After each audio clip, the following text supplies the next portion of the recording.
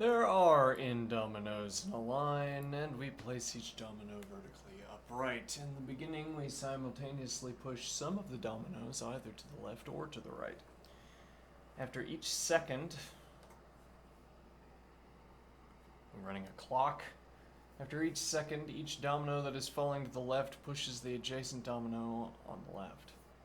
Similarly, the dominoes falling to the right push their adjacent dominoes standing on the right. When a vertical domino has dominoes falling on it from both sides, it stays still due to the balance of the forces. For the purposes of this question, we will consider that a falling domino expends no additional force to a falling or already fallen domino.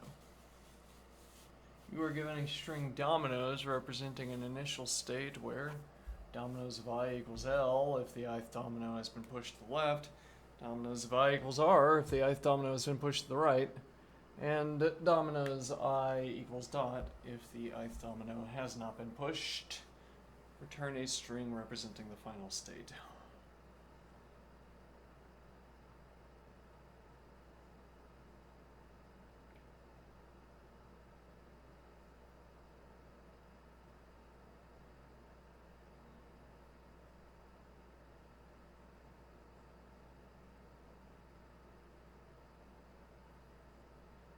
Mm-hmm.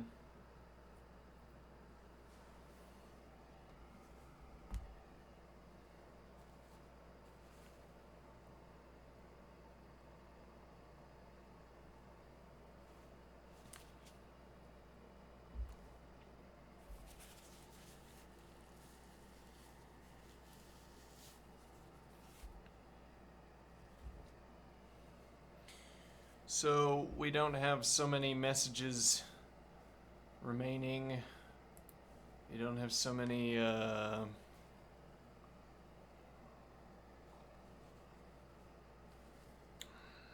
chats with the most advanced model remaining in this time period. I'm not sure what the time period is. It might be on a per week basis.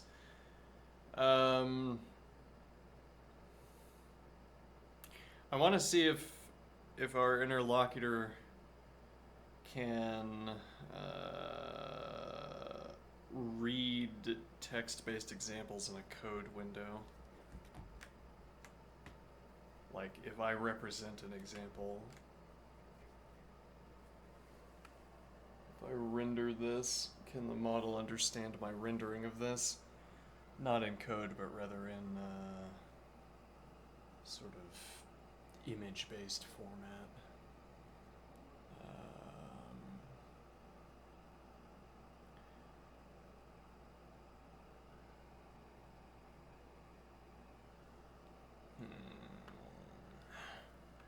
So, a thought that occurs to me.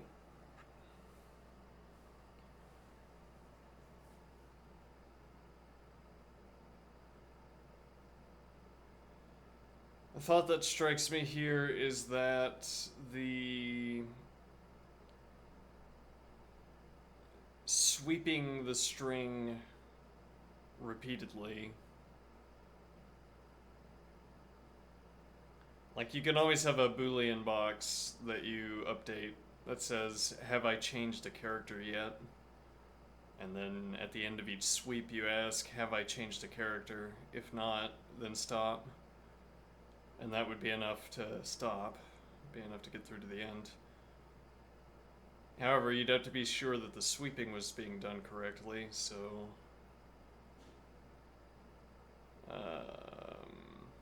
well, the idea is that, as this example illustrates, you can't rely on the string being filled with letters instead of dots to tell you that the process is complete.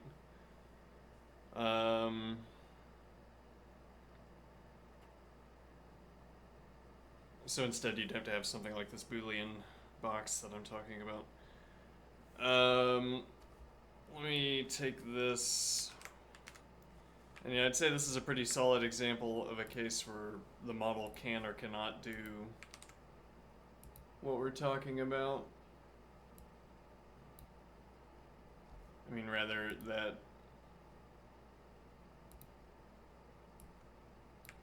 we should be able to see quickly whether the model can figure this out. Whether the model can reason using, whether the interlocutor can reason using text here. Let me look first.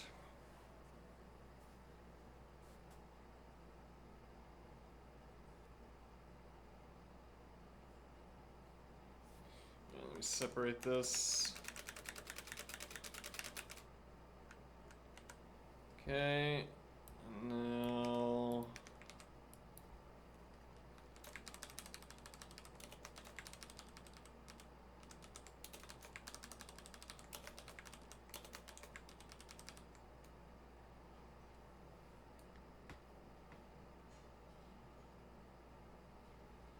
yeah, this means that, well, along with the rule that we will consider that a falling domino expends no additional force to a falling or already fallen domino. Which is ambiguous between two, well, it allows for both readings falling or fallen, but you can't have like a double speed domino that's moving twice as fast and therefore can overtake an already falling domino. So it could only be fall in, but I think the idea there would be that these two are cut off. So any region to the right here would be cut off. There can't be, because it doesn't, like, even if all of the other dominoes kept falling to the right, at this meeting point, you can't get past.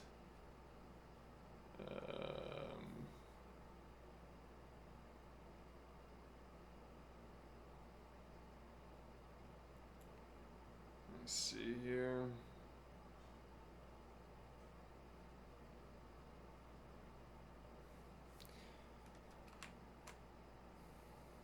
Well, let's carry on to the next frame. Okay.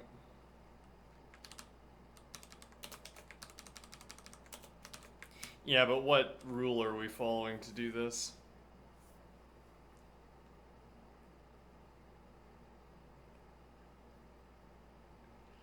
The most obvious example here would be, what do we do in a case like this?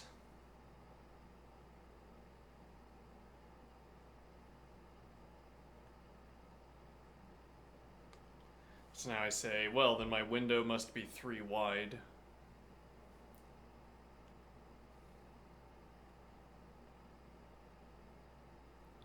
So now we're looking for an example where a window that's 3 wide would not be enough, would not be wide enough.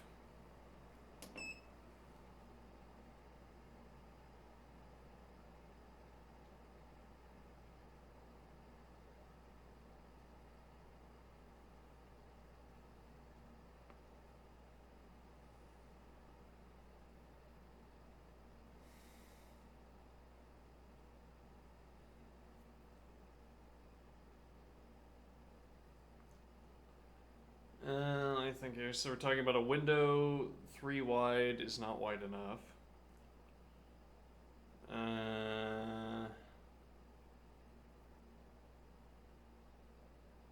Oh, this is wrong. This would either be L dot or rather R dot L.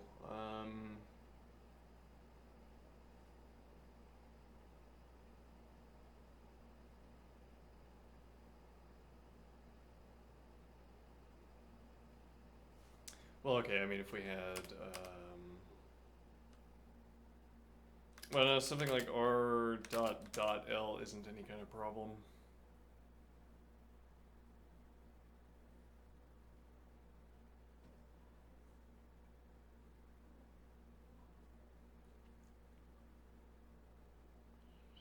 We would get a window like this.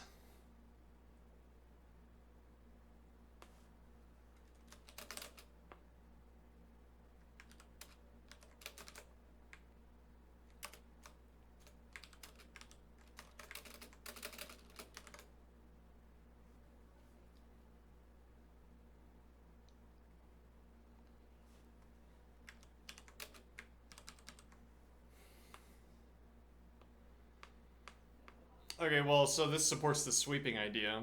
The problem really would be continuing the sequence. if we wanted to continue the sequence.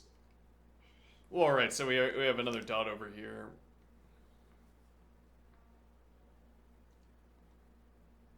But actually this dot should be updated because there was an L, is the idea here. Now, so I can't carry this with me.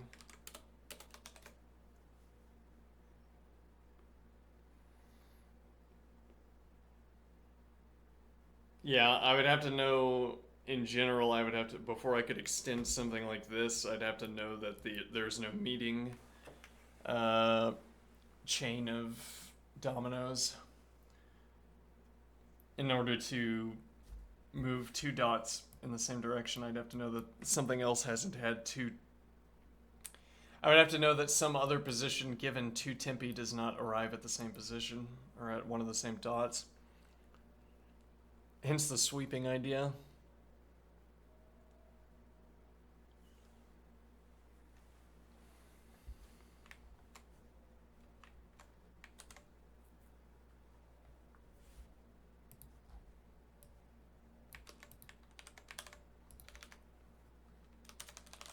Define domino sweep function. Domino string char.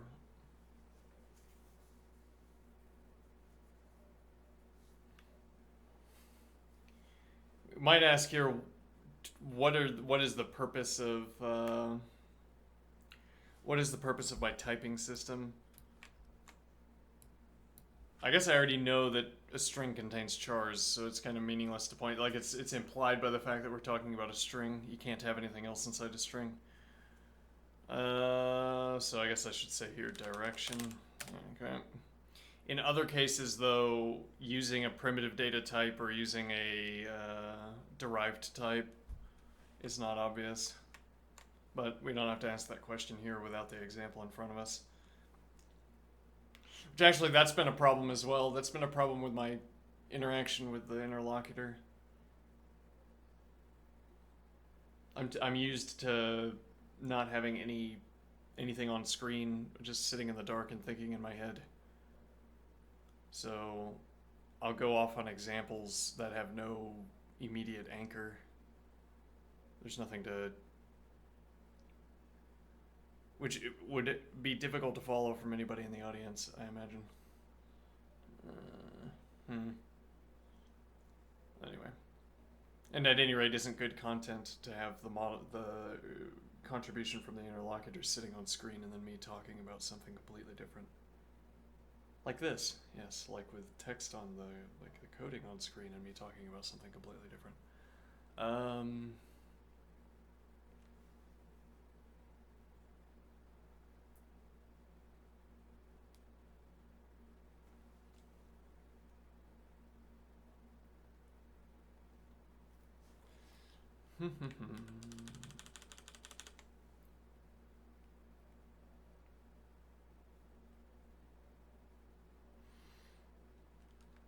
So domino sweep false.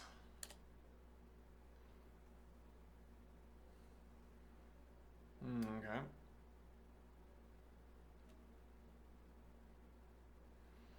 And now I'm going to have position.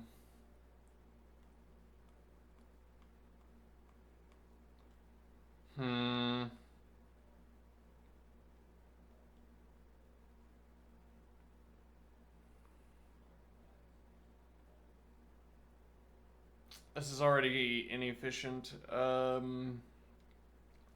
do I mean? We don't want to have to scan over the string elements that we've already flipped, that are already fallen. Well, I haven't yet committed myself to doing that, but... So the idea would be that we want to sweep through... We want a pre-sweep where we gather up all of the positions, all of the non-dots.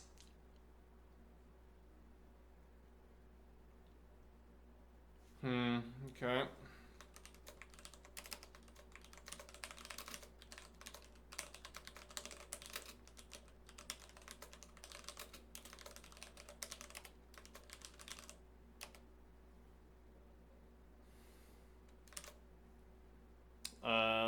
position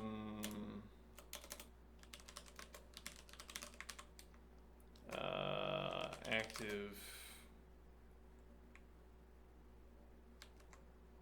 Okay.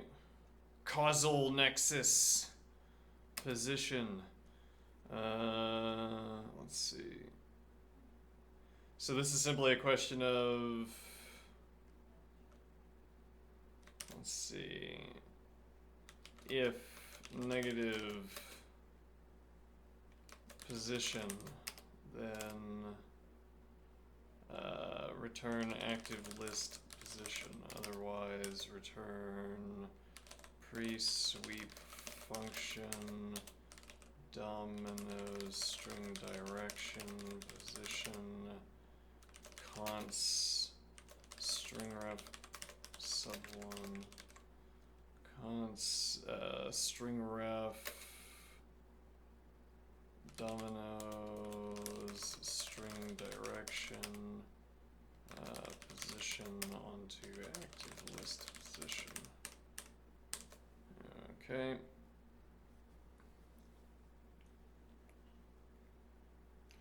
String length is free.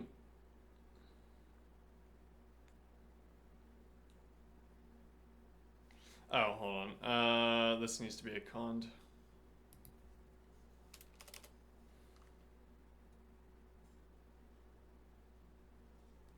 No, this is off. This needs to be an if at least. If char equals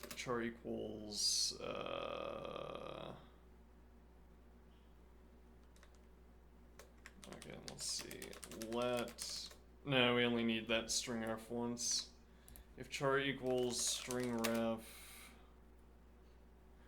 Now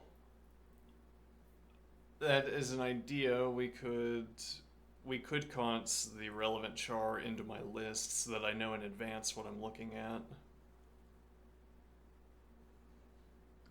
Well, and it doesn't change.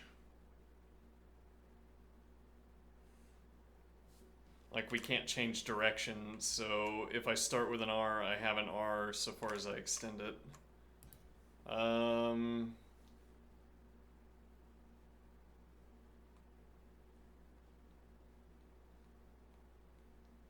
Yeah, but that's not useful, right? Because I need to know the position specifically so that I can jump to the position. And then, well, I can have the string store its own chars. So if char equals string ref dominoes string direction position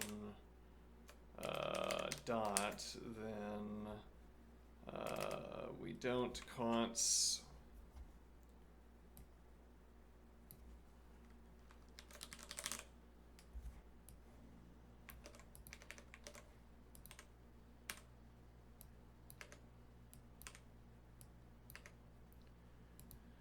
otherwise we do const.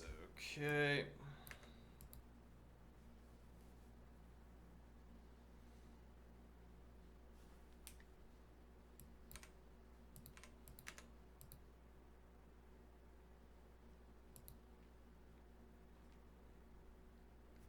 Yeah, so we could run string length on this and turn this into a /list.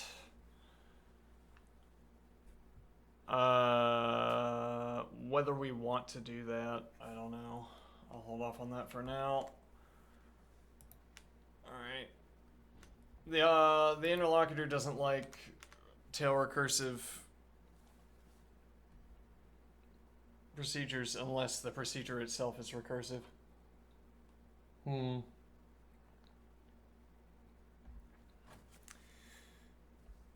not sure if this is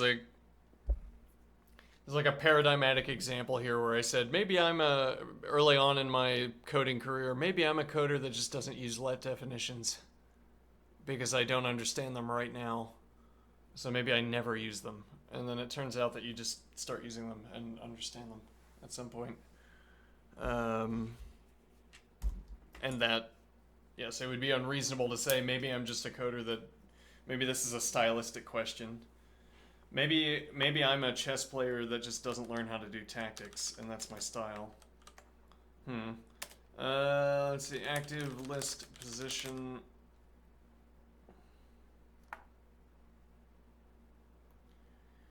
Alright. Let's see. Cond. Not really. If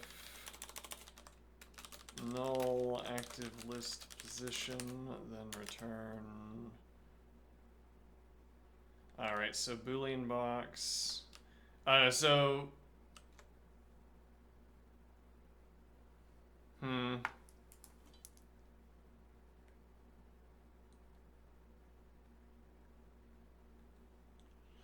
Yeah, here we're doing this entirely with the function. What do I mean? We're not going to have a Boolean box because I don't want to update, I don't want to set a box value every step. But apparently I do want to have two distinct functions, right? So once we change... Right, this would be it. We would be done. So dominoes string direction.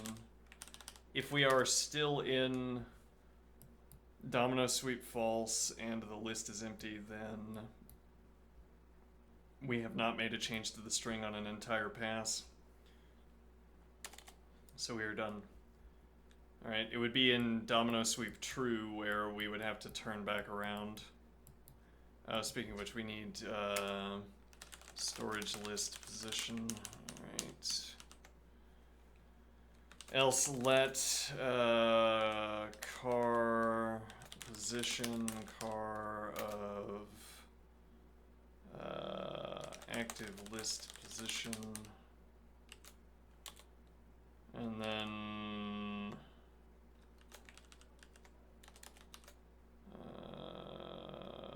ref direction string ref dominoes string direction.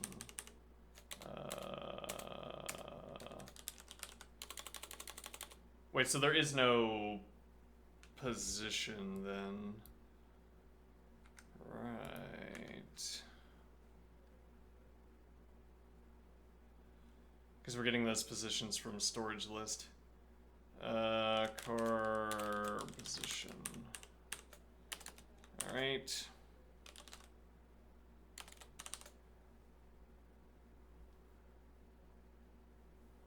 Cond char equals ref direction R.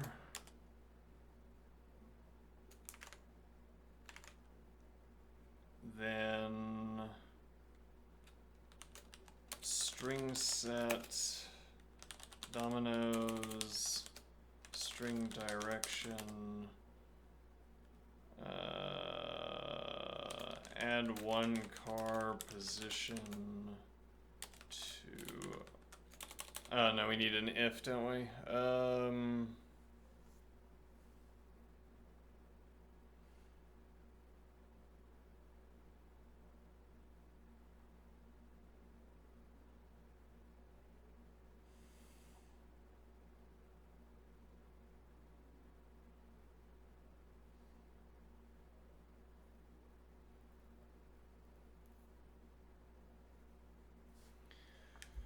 So we could do a Boolean. We could do a Boolean here.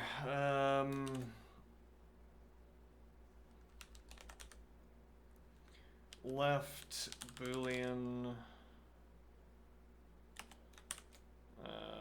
char equals ref direction L.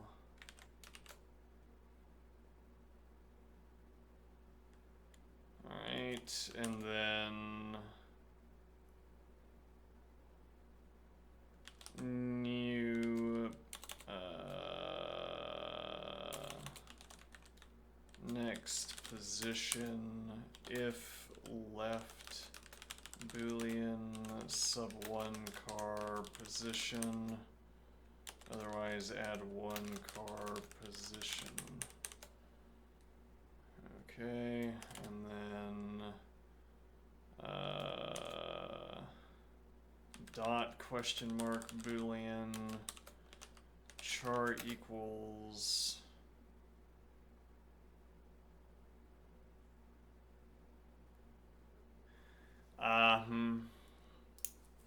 Yep, so the example comes out, which is that here we would want immediately to...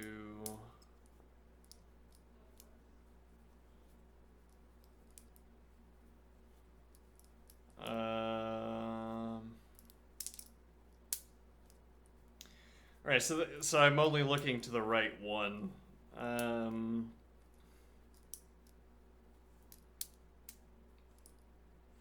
Okay, but I can look at the, yeah,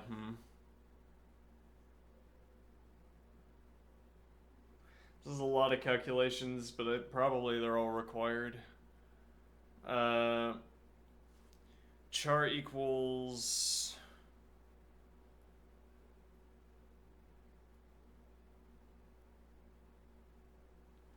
let me do char alphabetic string ref.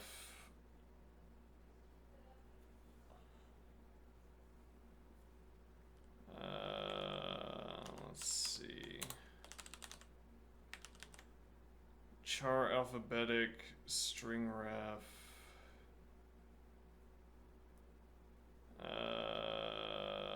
Dominoes string direction.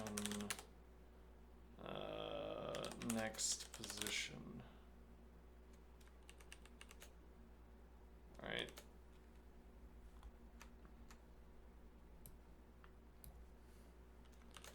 If fallen Boolean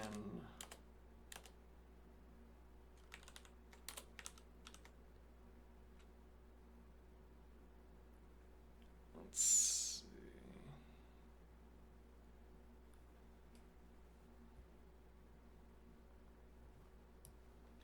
Call back to domino sweep. False.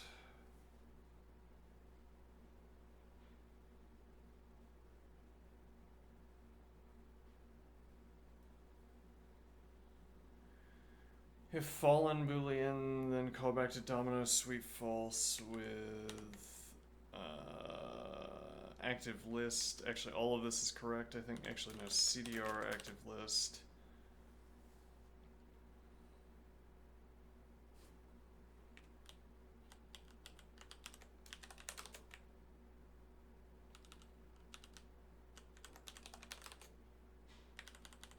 Say adjacent. Though that doesn't quite carry with it.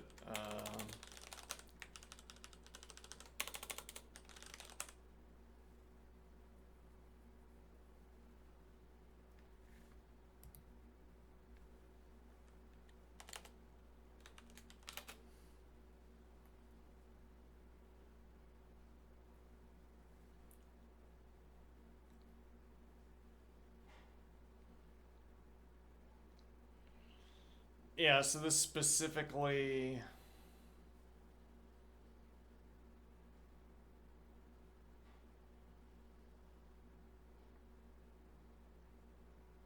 Yeah, there's a bit of a trick we can do here. So if we have this case where... So we have right, and then we have adjacent. And now we have to ask if left here. Then if that's the case, we also know that this position is the next in the active list.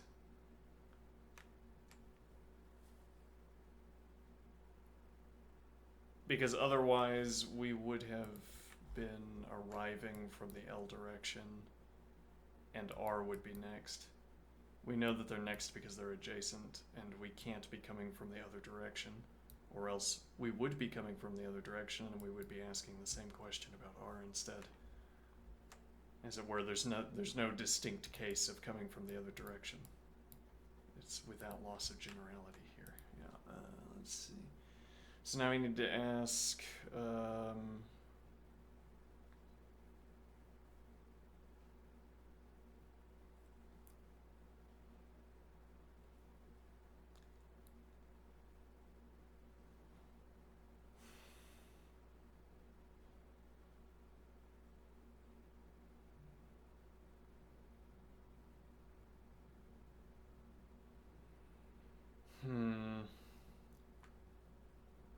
Yeah, it's like I want to have a new logic system within which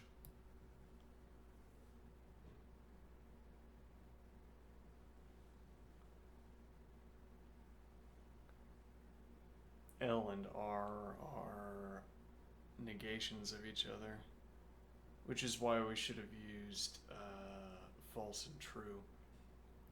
If you think about it, false and true are like, but only if you think about it. False and true, the Boolean is like a modulo 1 counter.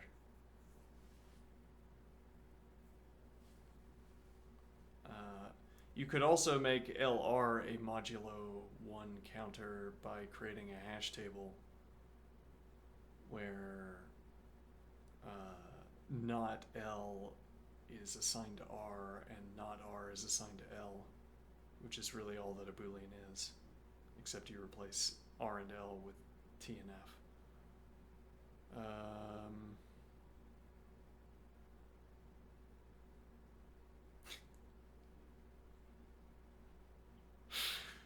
My mind is in a constant and unceasing state of expansion. This mind-expanding observation here that Booleans are just clocks of modulus value 1. Right, well, the practical upshot here being that I'd want to be able to negate L. I'd want to be able to take advantage of the not operator, but I can't do that. I'd have to take advantage instead of the...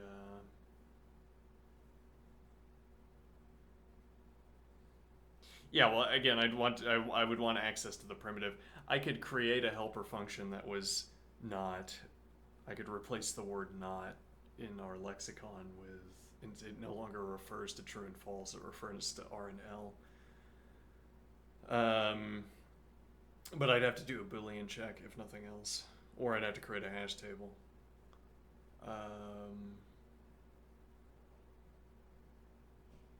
Maybe I would prefer to do that, as opposed to setting up an if expression.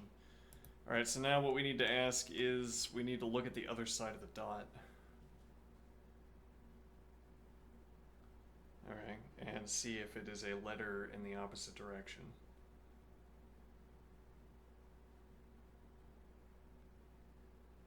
It wouldn't matter if it was a letter in the same direction. Okay, if and char alphabetic, not char equals. Yeah, though,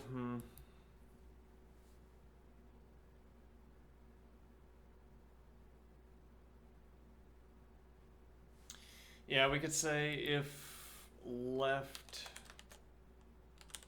Yeah, but that doesn't actually work, right? Because that would say if left Boolean and...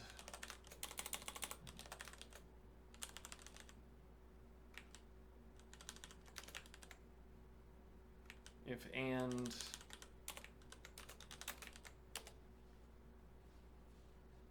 left Boolean...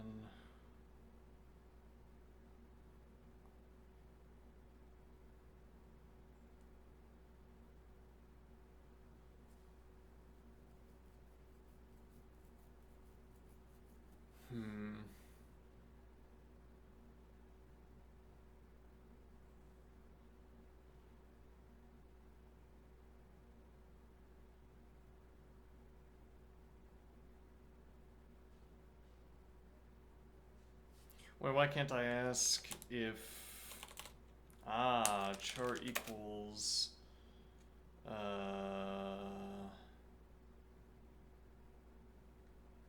ref direction, string ref dominoes, string direction,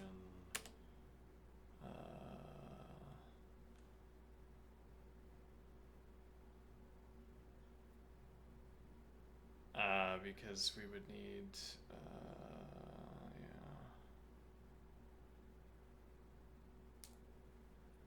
Because we need to look in the same direction. So this would be like string ref domino string position if left Boolean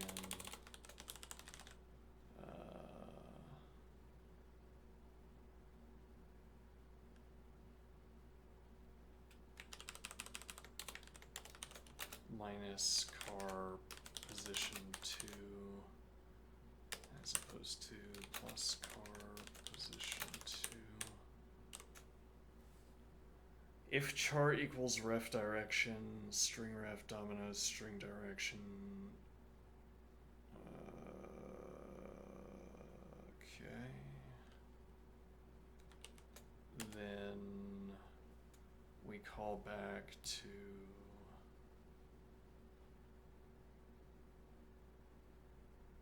no, that doesn't work because if it's a dot in the so we have to have more information here than strictly whether this is a char moving in the same direction. We could do cond here.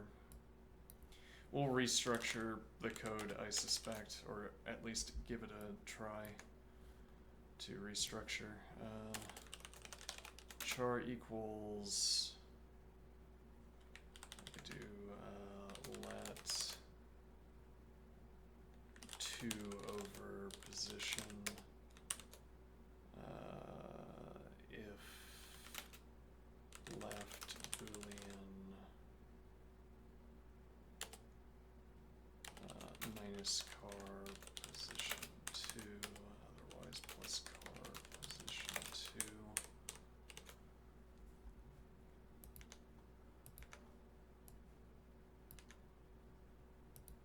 Okay.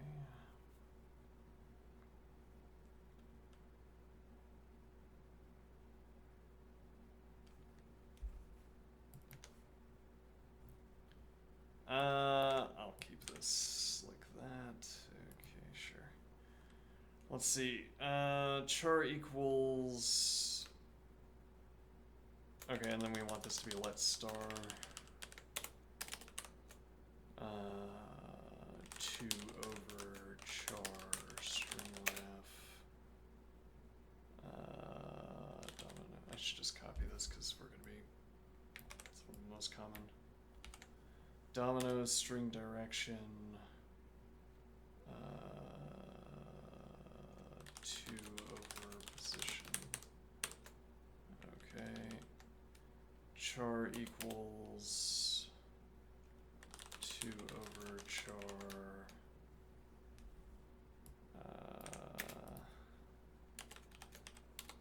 dot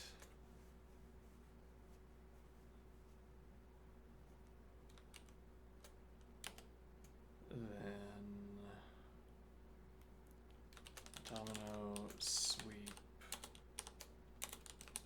true function with domino string direction CDR active list position const adjacent position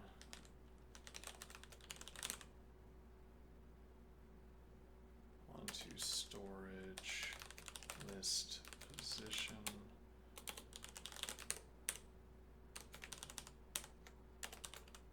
string set this thing adjacent position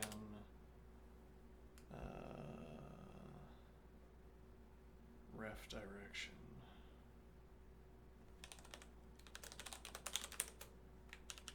Okay. Now char equals ref direction. Hold on, I had this set up so the chat was on screen. There we go. There you are, chat. Look there. There you are. Give you your own place of honor over there. Now I'm going to take that place of honor and zoom it off the screen. Alright, now char equals ref direction string ref domino string direction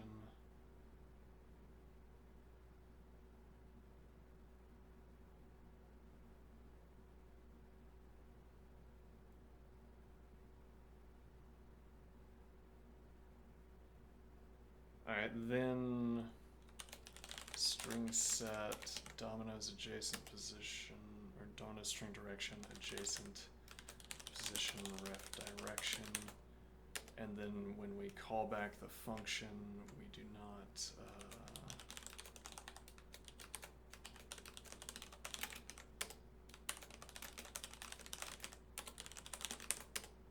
we don't const adjacent position onto storage list. Okay. And then else domino sweep false function, and then cddr active list position, storage list position.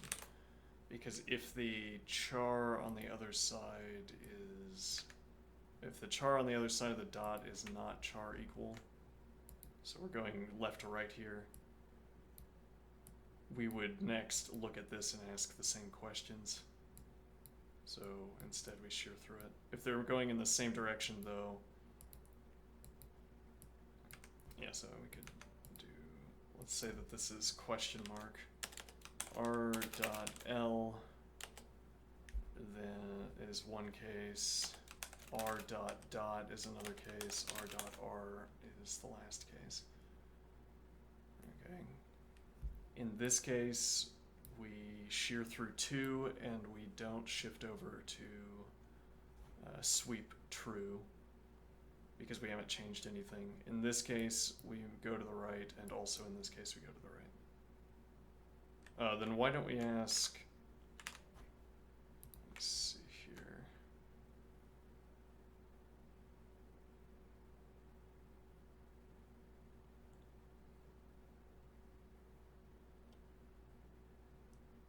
Yeah, I mean, we could do one if check up here, but the thing is, if I ask, let's see.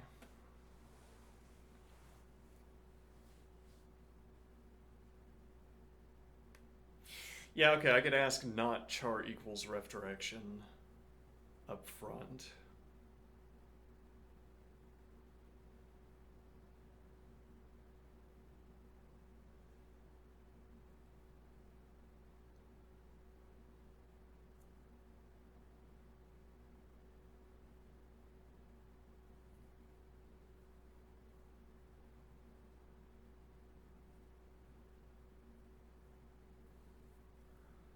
Why do these all have different, why do these all do different things if I think that I can combine them? If they all do different things, then I can't actually combine them. But I thought that I'd be able to combine them, from which I should be able to infer that they don't all do the same thing.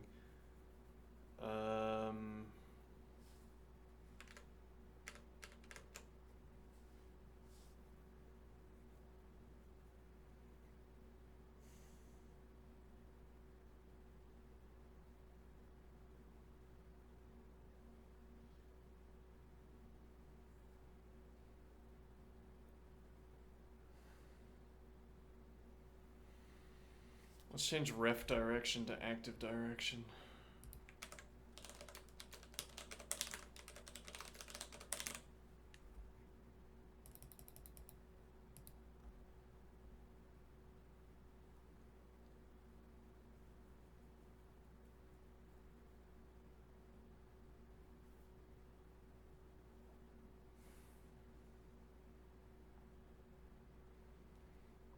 So 2 over is dot, or 2 over is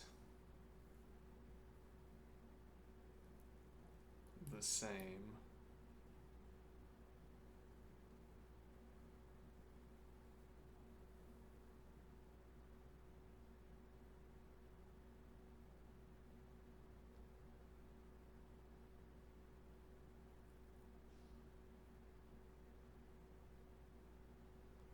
Hold on, so I should be able to replace this with 2 over, right?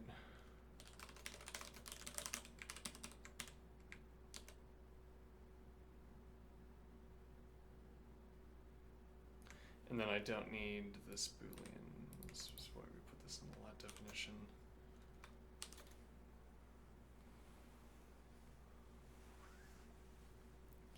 So we have char equals 2 over char dot string set dominoes, string direction, adjacent position, active direction.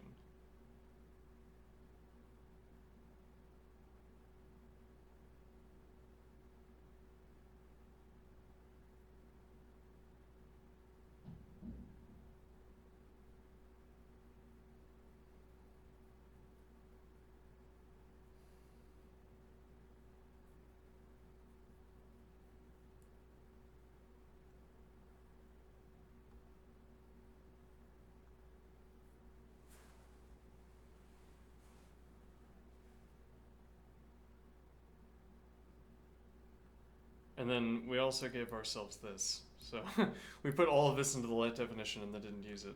2 over char, because I'm not used to using let definitions as much because I've started restricting let definitions based on a supposition that they are less efficient, which does not seem to match up with reality. Anyway, so 2 over position if left boolean minus 2, otherwise plus 2. So that's saying if I have L or I have R, the direction I care about is right or it's left. It's the same direction as the adjacent position. Okay. If adjacent fallen boolean domino sweep false function. So if I look at the adjacent position and it's already fallen over, then we don't change anything and we get rid of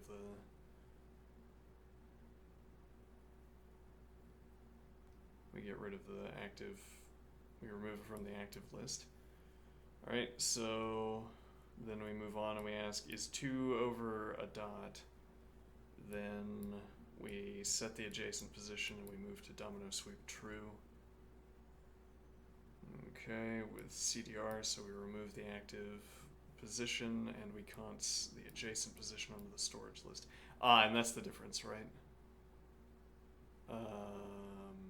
If 2 over is another char, we don't const this onto the storage list.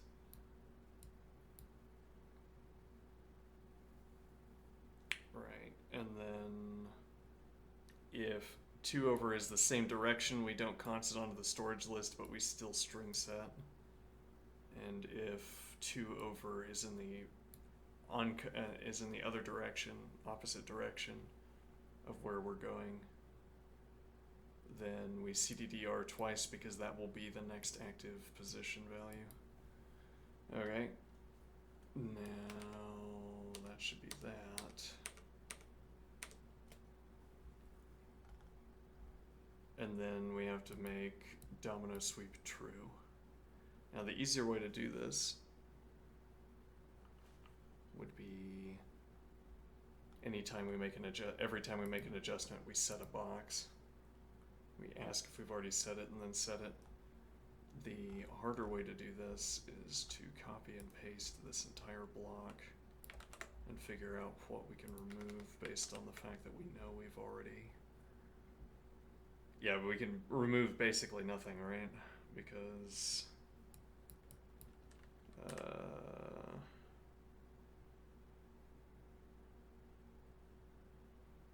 we have to change that. Everything comes back to T.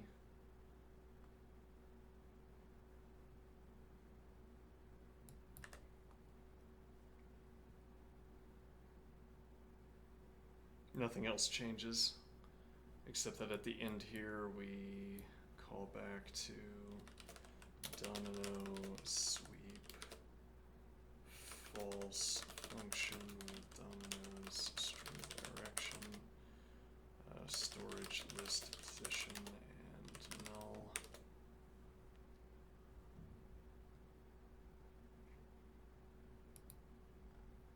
Okay, now that has doubled the length roughly of the code, but I don't care. Okay, now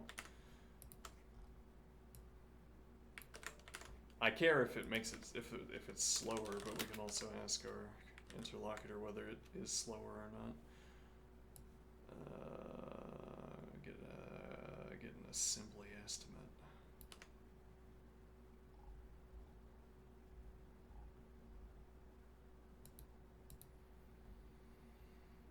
Alright, so now we want to call pre-sweep with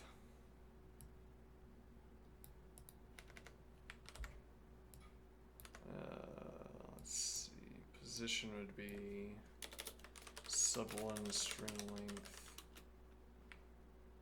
dominoes string direction, rather dominoes, and then null.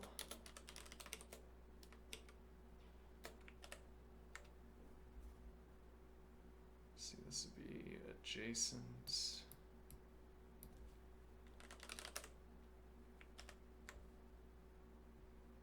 Also adjacent. This would just be dominoes. Oh, that wasn't so much static. Alright, now push dominoes. Give me rr.l. What an example. What an example there. Alright.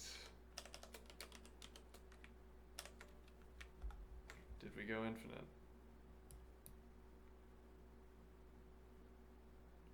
0, 1, 3. What?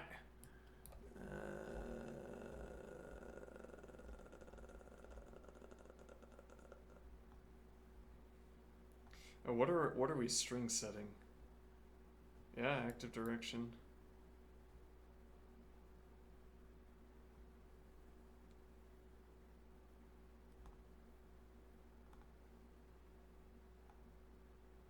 Active direction.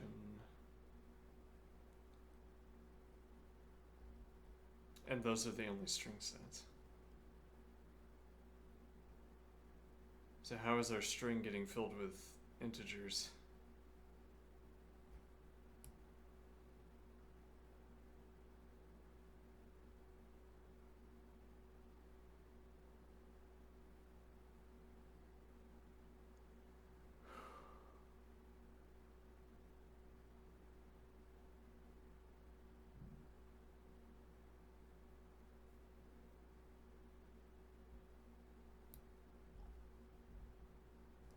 Mysterious. Hold on, if I do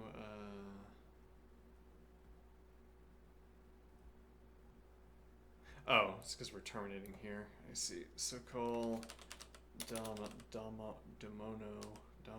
sweep false function dominoes string direction active list position null. Alright, that is correct.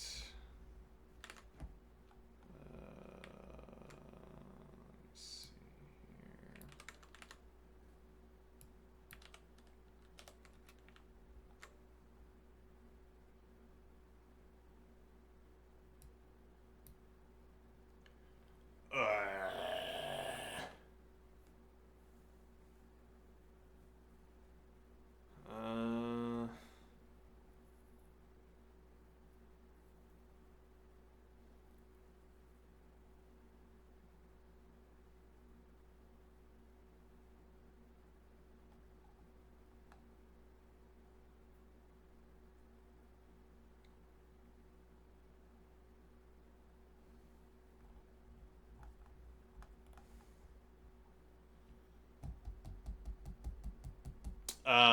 That's horrible. Because there's a good way to do it, which is even worse than the bad way to do it. We can ask our current string position to avoid this overrun.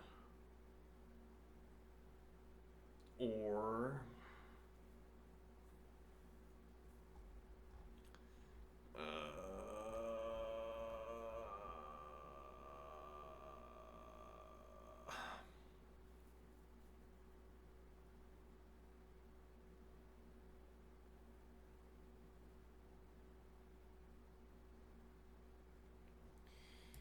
Yeah, we could do a. We could have a pre-check phase where we ask. We scan to the right from 0. And we ask if the first char is L.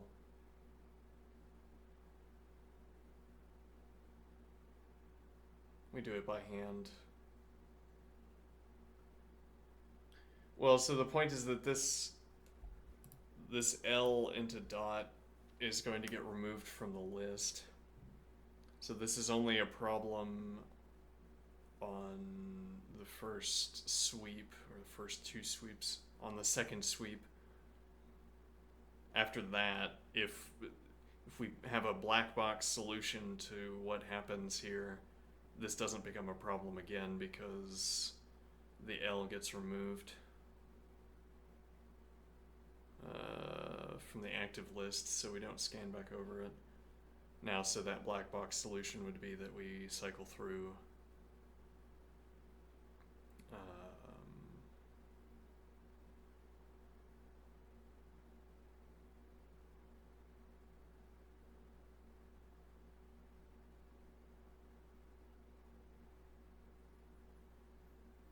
hmm.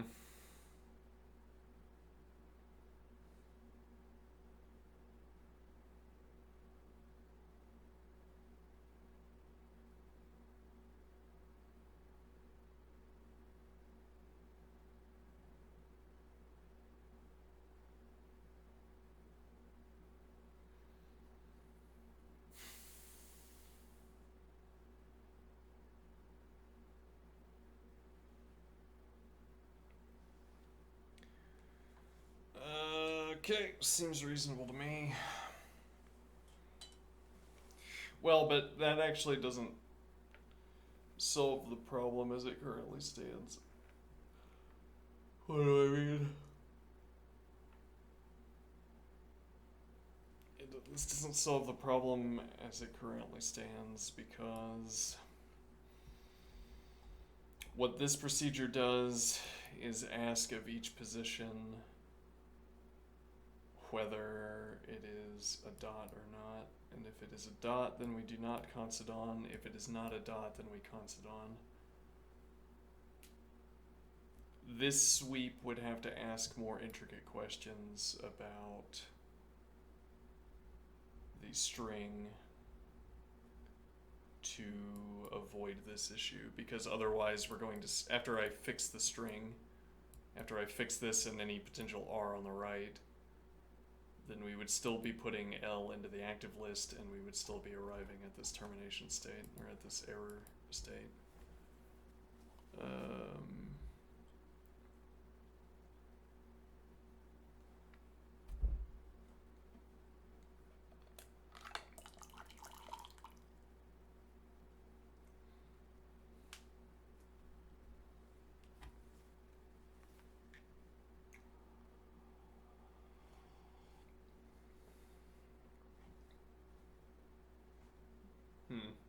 Where does chat keep going?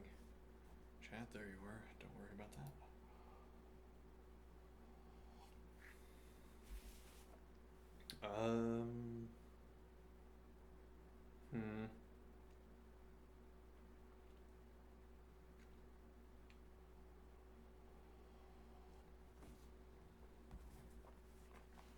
Well, we don't have to have our preferred.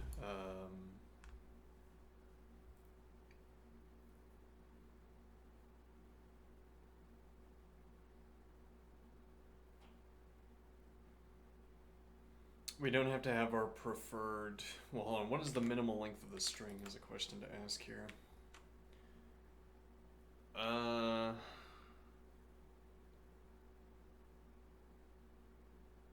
One.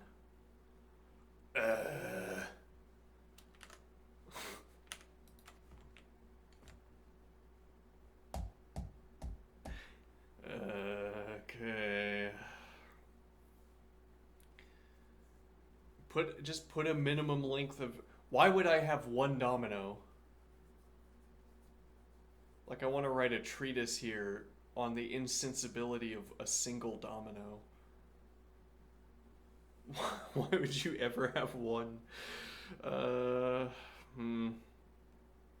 I mean, two might also be a problem, and two does instantiate the minimal characteristic of the dominoes, which is that you can knock one over with the other. That's, how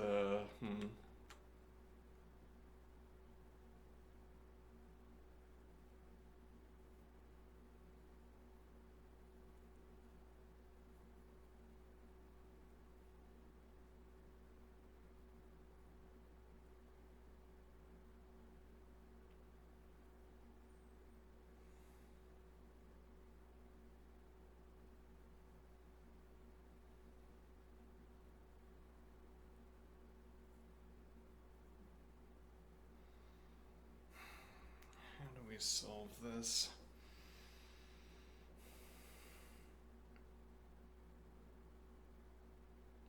Right, well, again, the idea would be that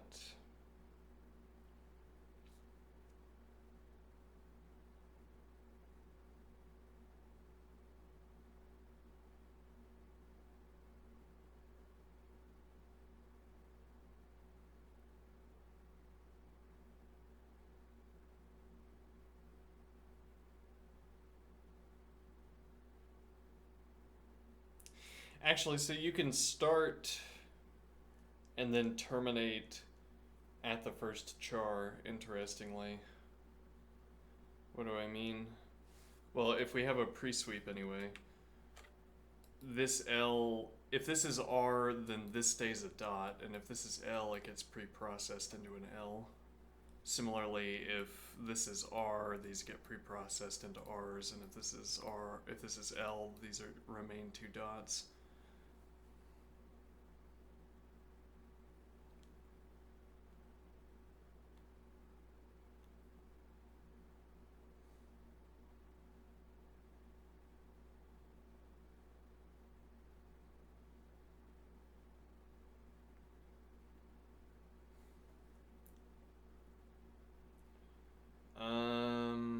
And so the idea is that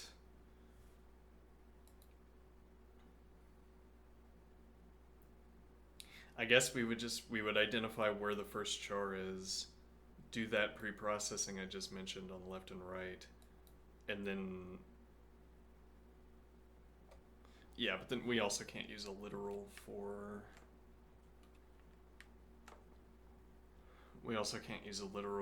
this. This isn't exactly literal, but this could be equals position -1.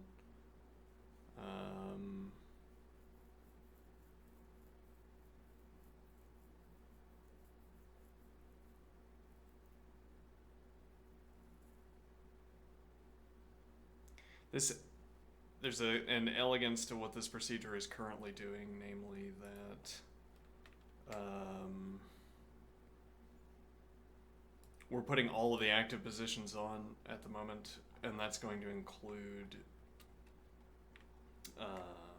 cases like, well, these would all be valid. This is going to include cases like if I have L, L, R, R, R, e.g., or if I had R, L, R, L, R, L, these would make it into the active list because I'm not performing any checks, but then these would immediately get purged on the first pass through domino sweep.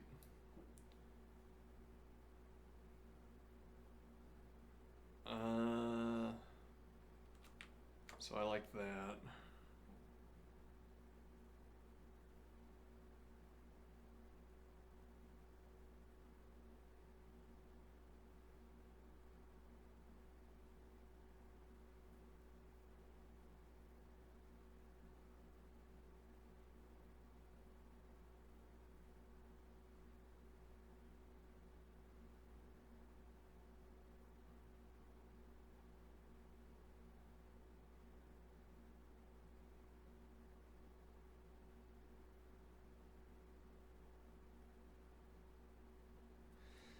I don't have a good idea for this.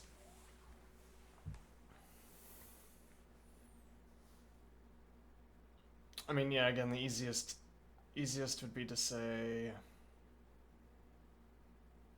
if to left over, if and left boolean. No, it would be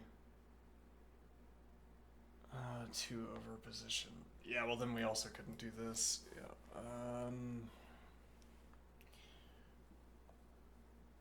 It's like we need to put in another if check that asks if we're in position 1 or position length minus 1.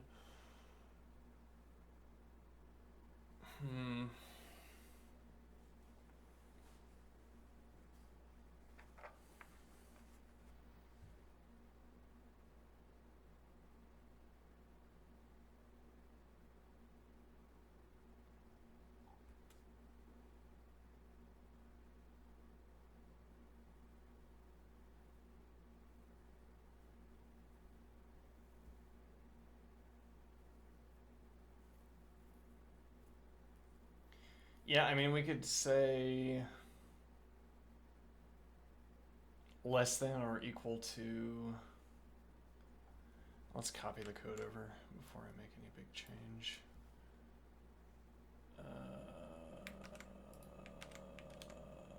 We could say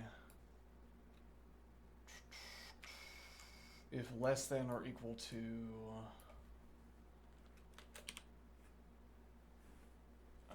position 2.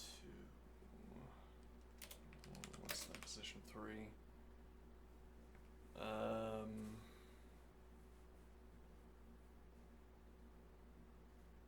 Okay. Now pre-processing handles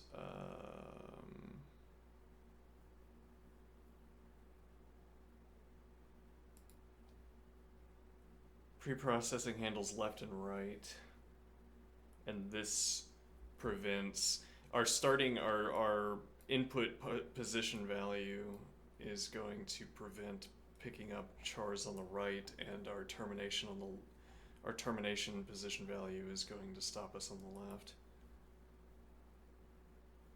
And then because the left and right are pre-processed, there's nothing that can be in positions 2, 1, or 0 that would need to change. Okay, so define pre-process left function dominoes string direction and position, which will be 0, initialize to 0. Alright, if char equals string ref dominoes string direction position dot. This is kind of an edge case because this could happen arbitrarily many times before we want. Yeah, though, as the interlocutor mentions, it's these function calls are sort of arbitrarily more expensive. It's not arbitrary, but we could speak as if arbitrarily more expensive than setting up a let binding. Yeah, let's see. Let active char string ref. Again, I need this in copy.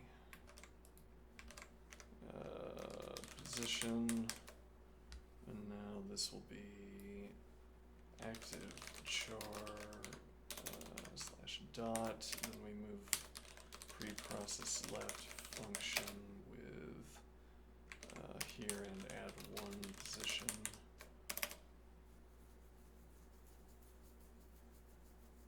I guess this would be conned, and this also needs a termination condition. Yeah, I think the the emoting is maybe a little bit overwrought because, yeah, it's like, how does this keep stretching out before me? How does there keep needing to be something that I have to do? But in this case, the thing that I have to do is ask a termination condition. Yeah, though in this case, the termination condition we're asking is also tedious because we have to. Yeah, though, I mean, we also need this next value. Let's see. Dominoes length. Oh, hold on. We need that to trigger, or we need to pass that into preprocess write. But okay, so it's possible that this could keep going off to the right until...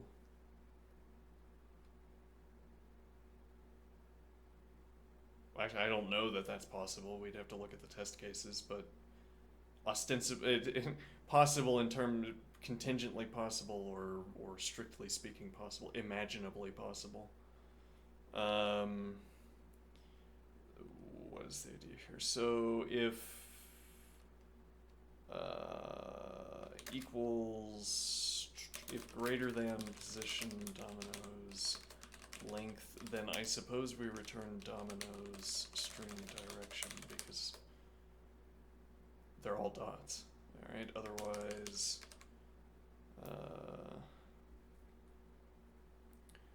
char equals. Yeah. Okay. Char equals active char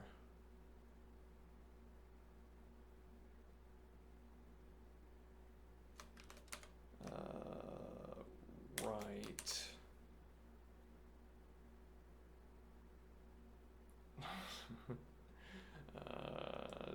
Char equals active char right, then we have,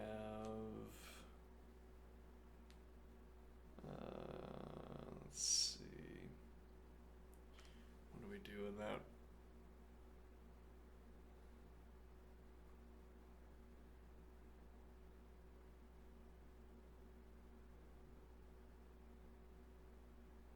Right, well, it's gonna redirect away from the edge, so I guess we just don't care about it. So we'll go to preprocess write function with dominoes string direction and dominoes length.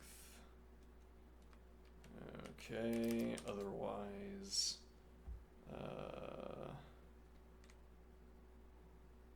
let's see, else cascade left function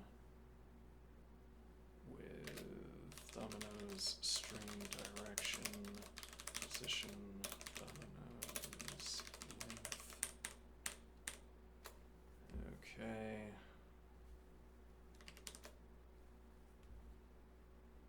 I guess this would be sub one position. Okay, now define cascade left.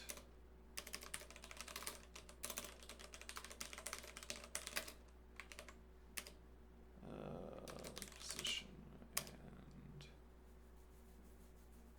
dominoes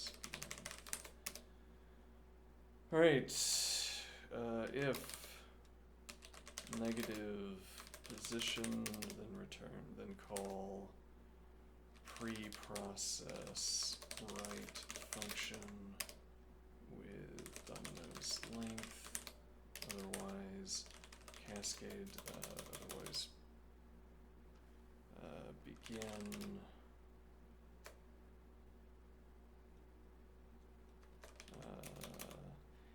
yeah, experiments with begin have been too limited to reach a firm conclusion here.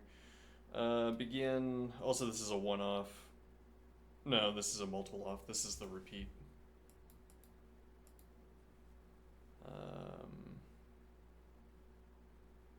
So yeah, we could set this up as a cond instead, a cond with antecedent to else.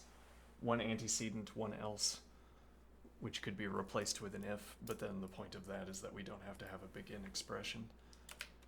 I'll just keep it like this. Begin cascade no, rather, string set this thing position to L, and then cascade left function sub1 position and dominoes length.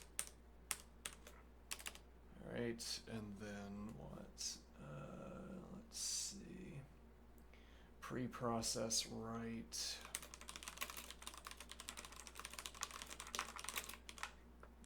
Okay, with dominoes length. Alright.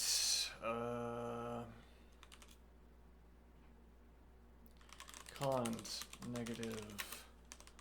Well, so it can't be the case at this point that this string is entirely dots. It furthermore can't be the case at this point that, yeah, we can't get all the way to the beginning one way or the other, because we will encounter an L. Well, we will encounter either an L or an R, because either of those two cases triggers passage to preprocess right. Alright, so now, so we don't have to have that, and then we can probably do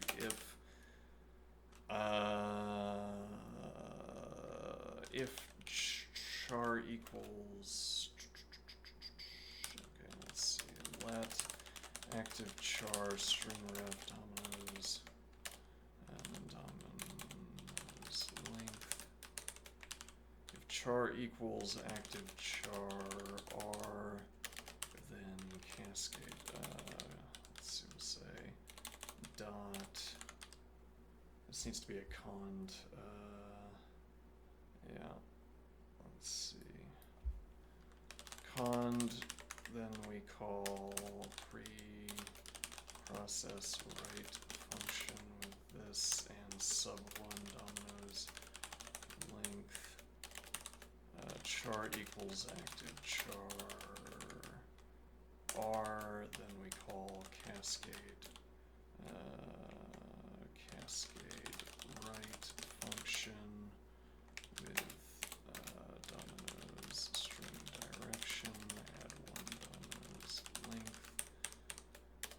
Okay. Which also means that we need to put the length in a box. Oops.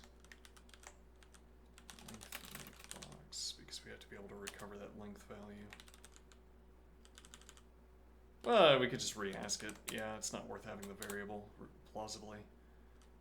So then we could send sub1 string length dominoes string direction.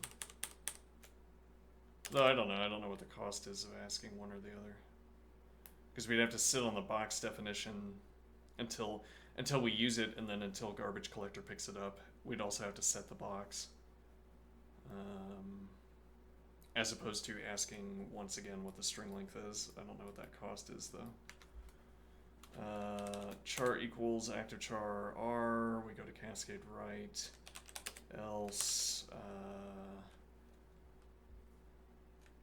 we call, let's see, pre-sweep function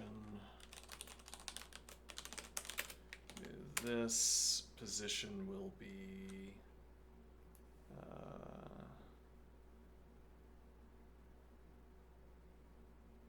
current position, so dominoes length. That's a bad name in this function. This should just be position.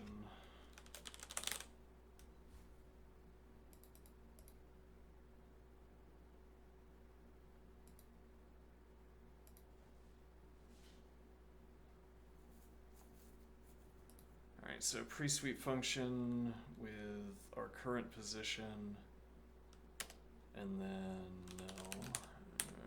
Okay, and now we need to define cascade right.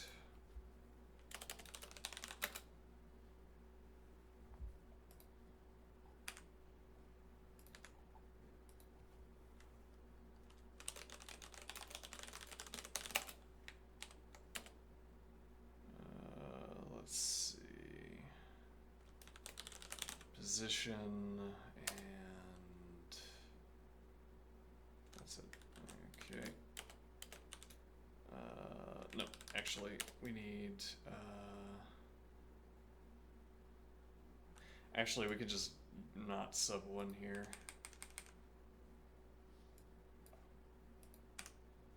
What a trick! Yes, we can not sub 1 here and have termination position. All right, cond equals position termination position. Then don't know yet. This should be an if.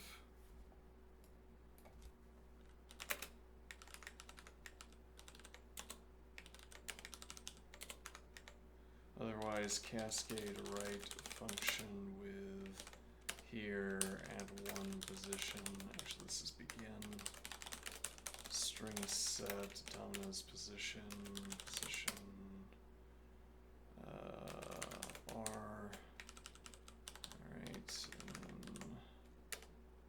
cascade right function dominoes string direction, add 1 position, and termination position remains unchanged. Alright, and now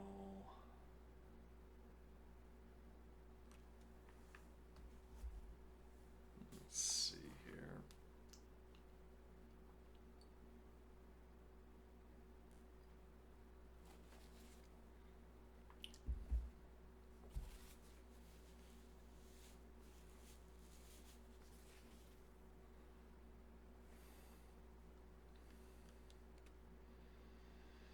So now we call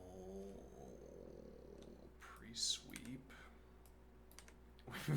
We've had to handle, we've had to add 96, no, it's more like 80 fines. 80 some odd lines of code to handle this bare edge case. It makes my skin crawl when I have to do this. Pre-sweep function with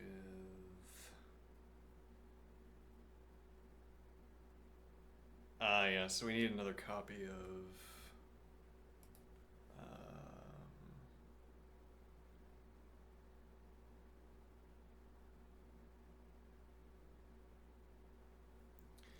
yeah, we need another copy of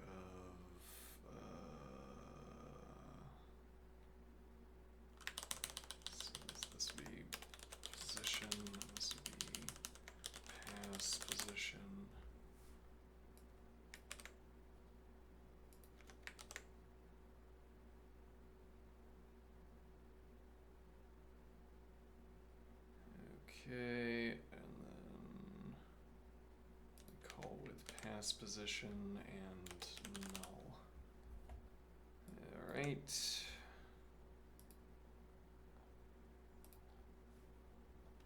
Now what? Run. Let's see. Expected mutable string. Okay, this needs to be string copy.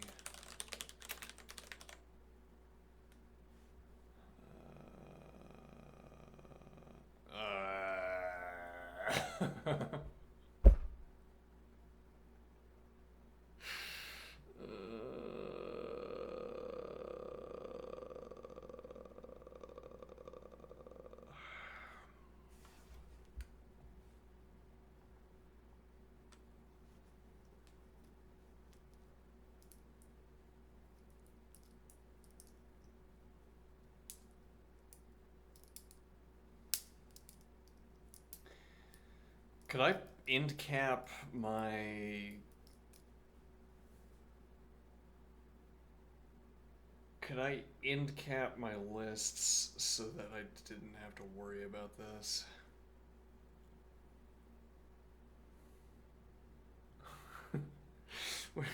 Just add padding to everything. It's just remove all of the edge cases and put them into the padding zone.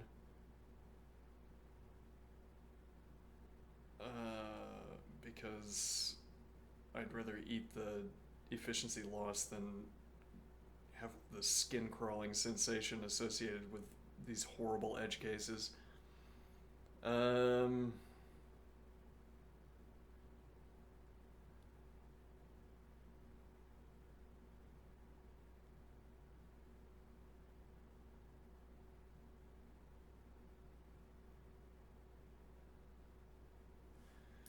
Yeah, I mean, we can do. We can do.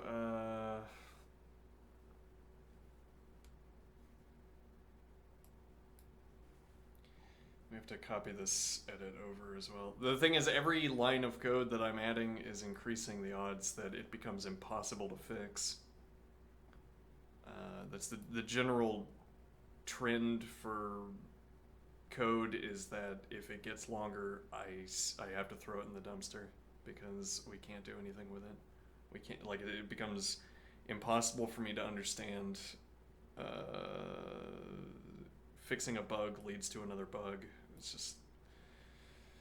Well, okay, let's see. Null CDR active list position, then call back to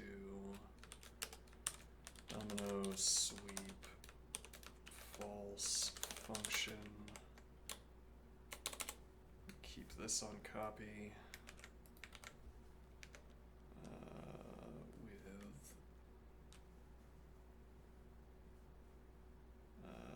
Storage list position null. Okay. And then back up here. Null CDR active list position. Then domino sweep false function here. Storage list position and null. Let's see. So this looks correct. I'm suspicious. LLRR. Nope. Yep, that's correct.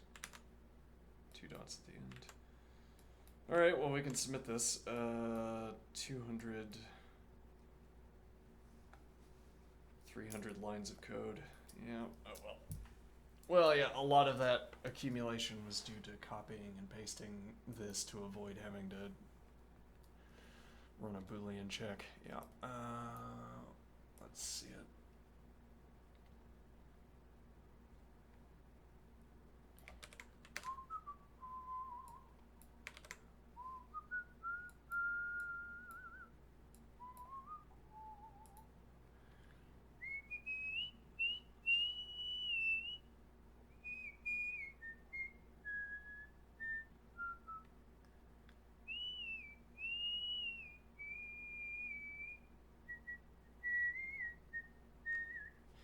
If we can find one excess new line to delete. One place where I violated the formatting and added an additional new line. Then we can have 269 lines of code instead of 270. If anything, this is a violation in the other direction. Ah, look at this. We have an ample store of incorrect. Yeah. So technically speaking, we should go down to 68. I will decline. It's a magic trick. Ah, here we go.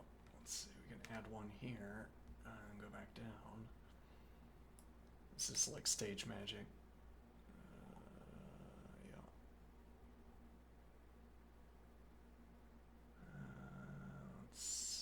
Selectively apply rules so that you can get the sort of desired outcome. There you go. Alright, let's see it run.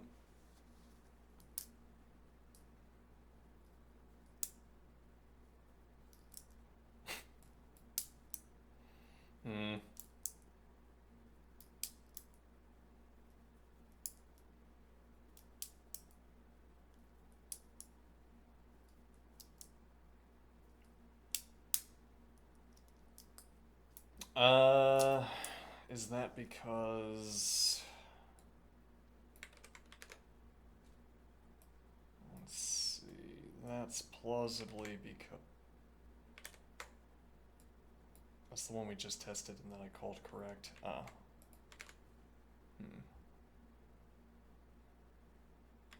It is correct except for that difference. Nope, that's incorrect. Wait, so we... Oh, did I not? Yeah, we're still going straight to pre-sweep. I see. So this should rather be...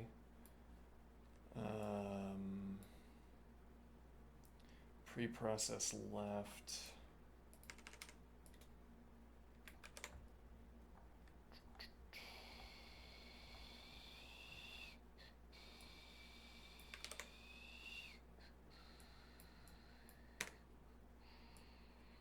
Right, so position will be 0. And then this will be string length. Oops, that could have put the entire code base in here. Yeah, whatever. Let's see. Alright. Now run that.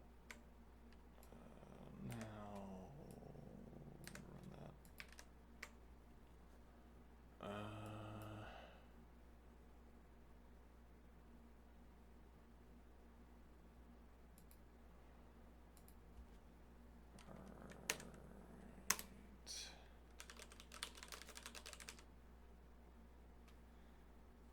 So this needs to be equals string ref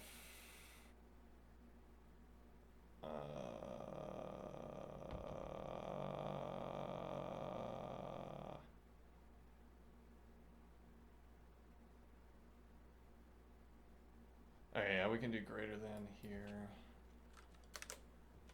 Typical practice of sub-1ing. Yes, though given that it's the typical practice, one wonders. Rather sub-1. One wonders why it's not just baked in at that point. And this is because we're passing forward the wrong value, right? Presumably.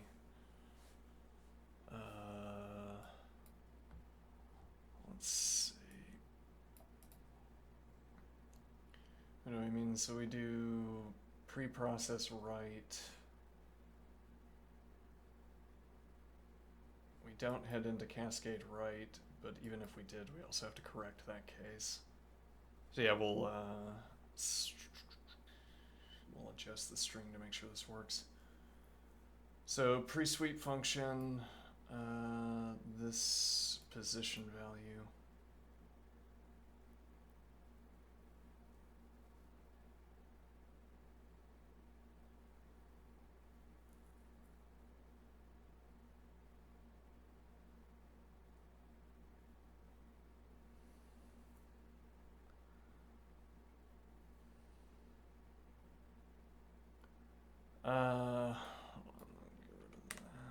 Let's see.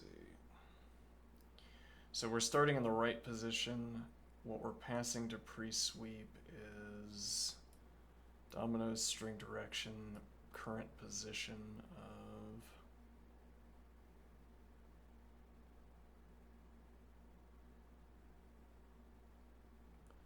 so we encounter an L. And then we send that position. Okay, now in pre-sweep,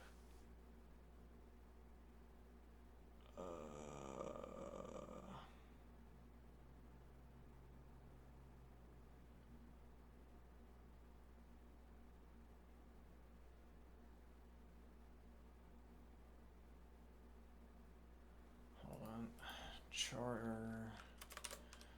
Display string ref, display string ref, Domino's position, line.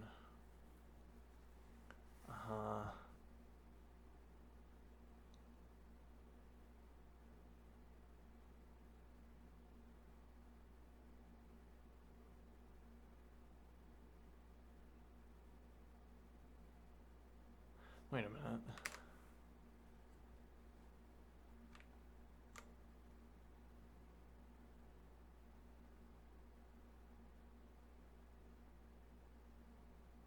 But that's not correct. No, yeah, it is. It's not correct here. It is correct here. Okay, yeah. Let me see.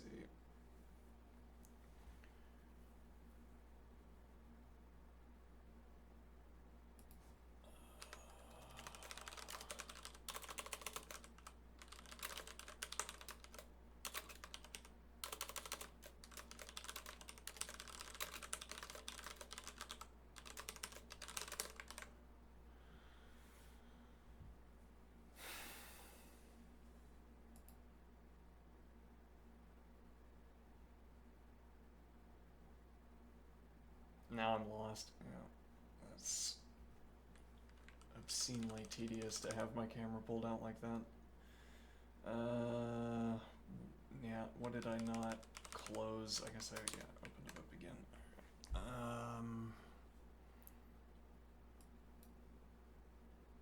So active list says 37811. Okay. Now 0, 1, 2, 3, 4, 5, 6, 7, 8, 9, 10, 11. Okay. Now what is the idea? So I should be passing. Well, yeah, so on our first sweep, why does this L not.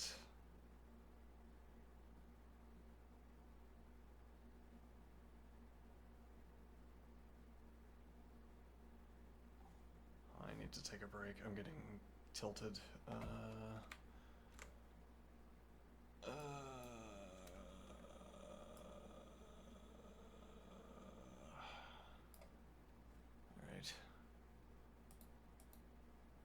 I'll be right back.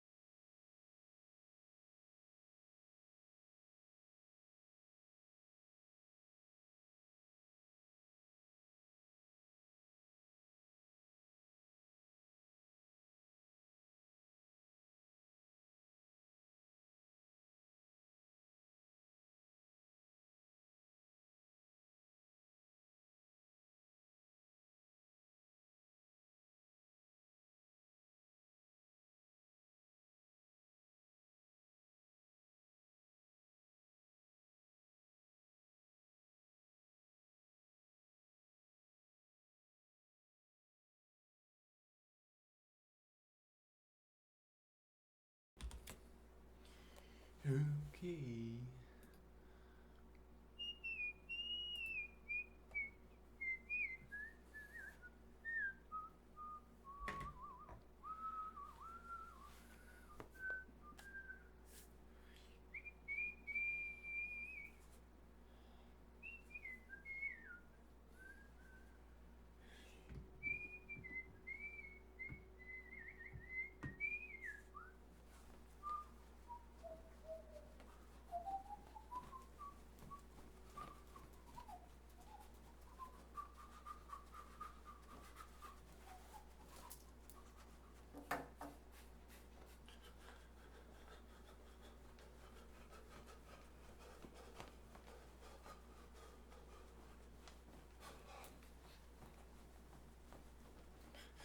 I'm over engaging my upper body simply to get the cardio in. Well, really to remove stress from the legs while still pushing the heart.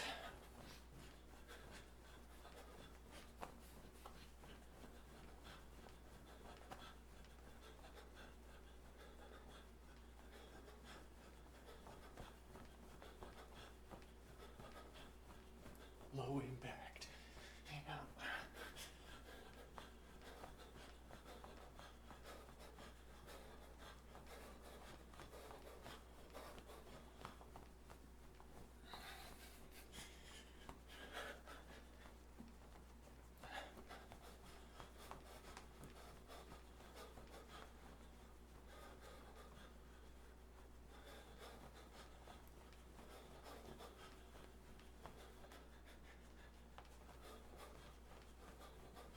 Tiring to the upper body.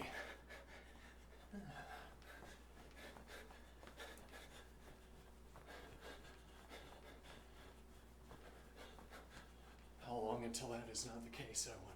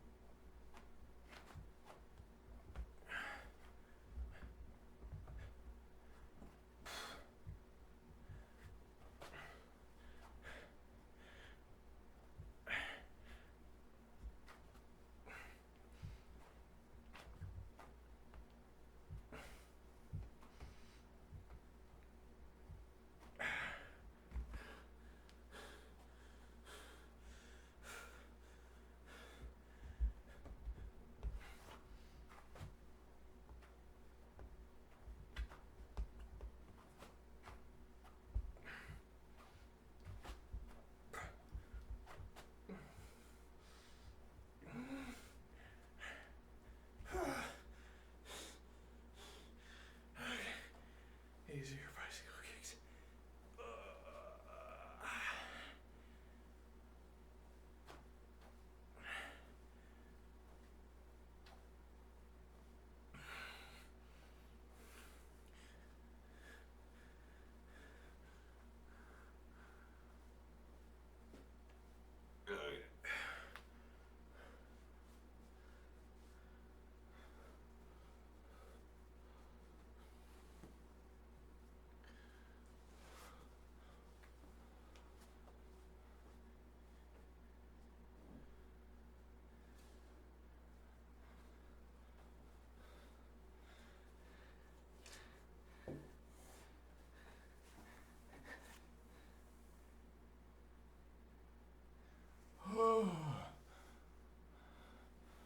Okay.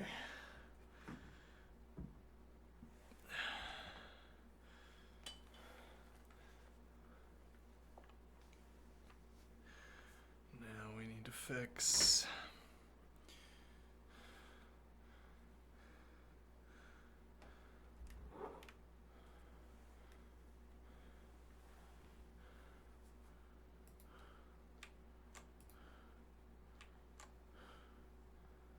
let's see.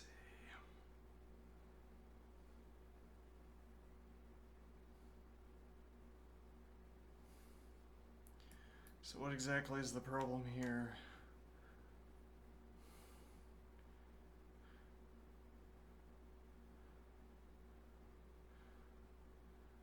So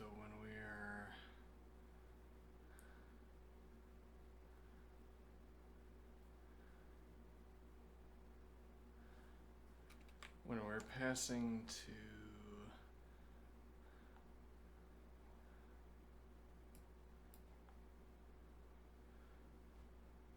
right, so we correctly get L.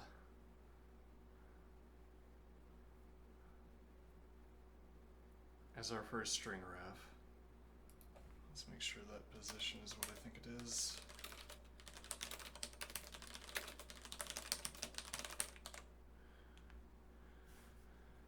Alright, it is indeed 11, and then at the end we get the list 11. Now we go to, so with this as our list, we begin cycling through.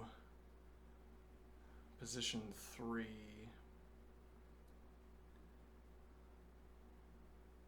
is R. Okay, so we will immediately pass into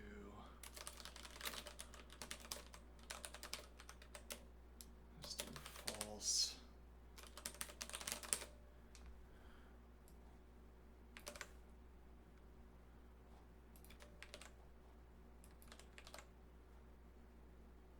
One pass through false, then we pass into true.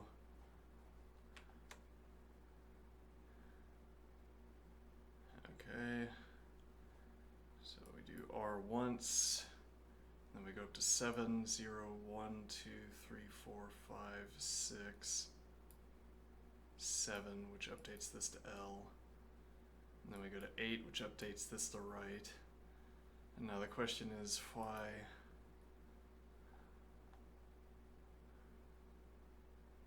doesn't this L update the adjacent position?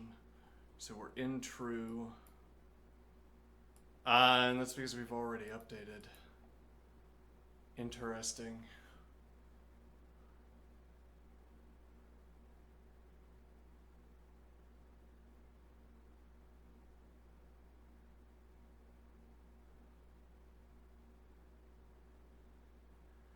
And there are two ways of fixing that. Oh no, oh.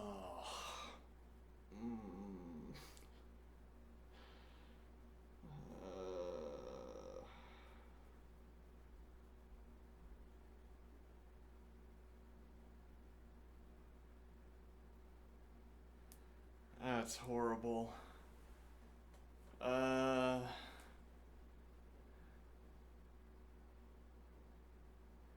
We have to keep track of whether we're shearing forward or back, and then we have to have additional cons that we have to scatter throughout the entire procedure.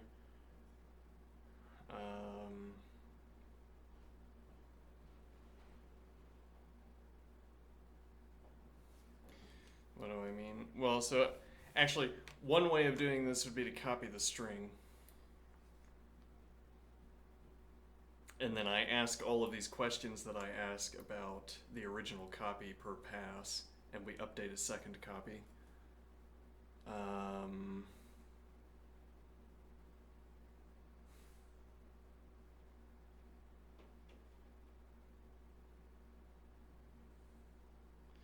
The alternative is that I note that if we are cycling forward and I get L, so we're doing 3, then 7, then 8, then 11, and I get to this L, I don't have to ask about what's on the other side of the dot.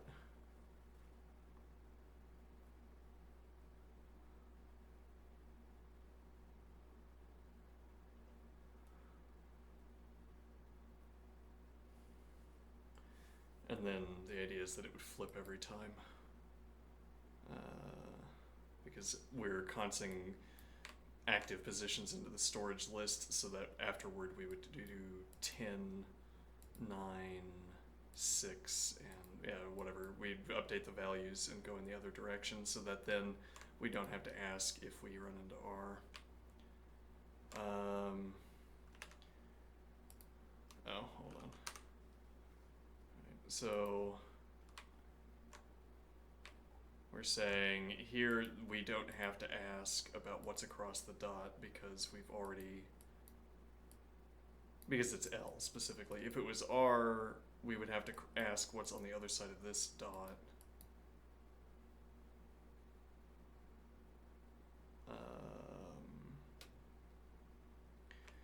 But since it's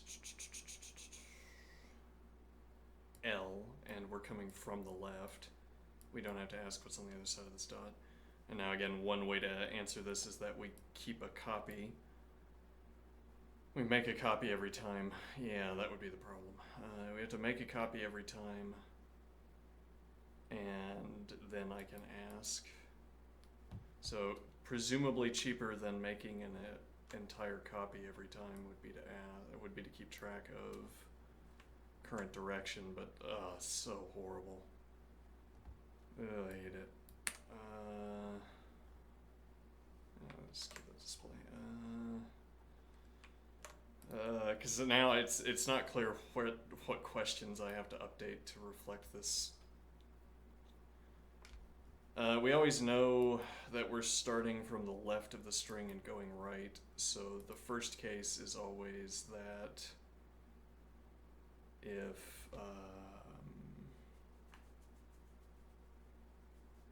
if we run into an L, we don't have to ask questions.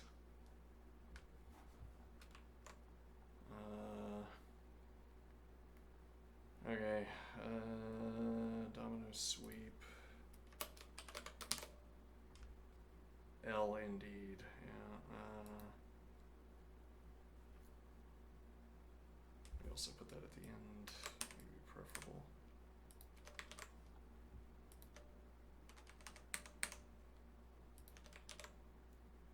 Oops, comparison. Alright, let's see.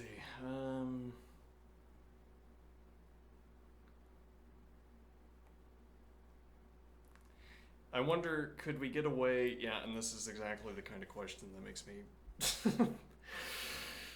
Could we get away with not asking which direction the char is, but asking whether it's equal to the comparison char? Alright, this is a question in 33 parts. Can we get away with...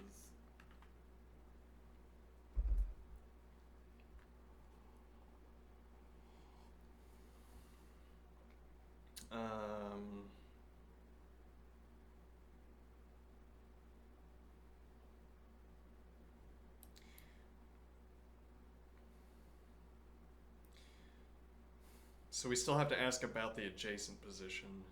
We don't have to ask about the position on the other side.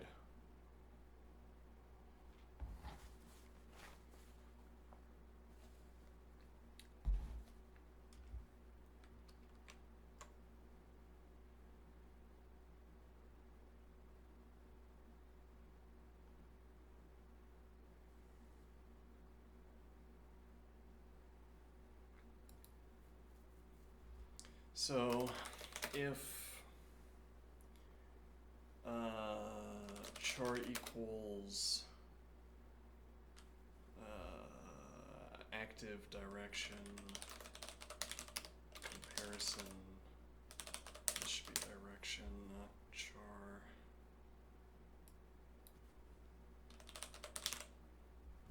Then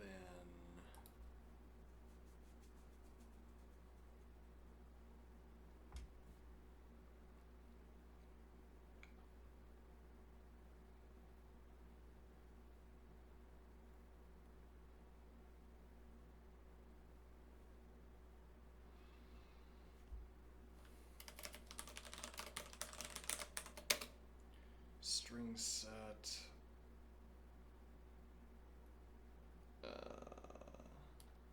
adjacent, rather string set dominoes.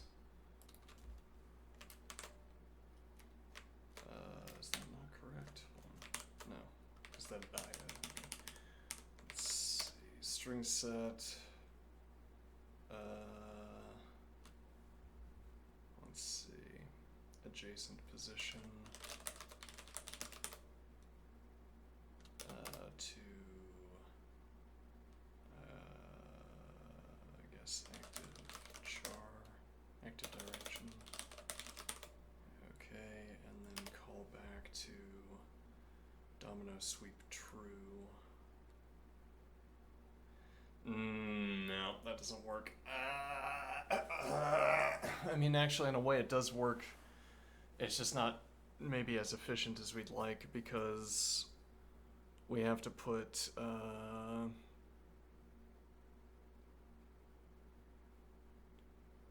we're not checking whether we need to place the element from active list into storage list.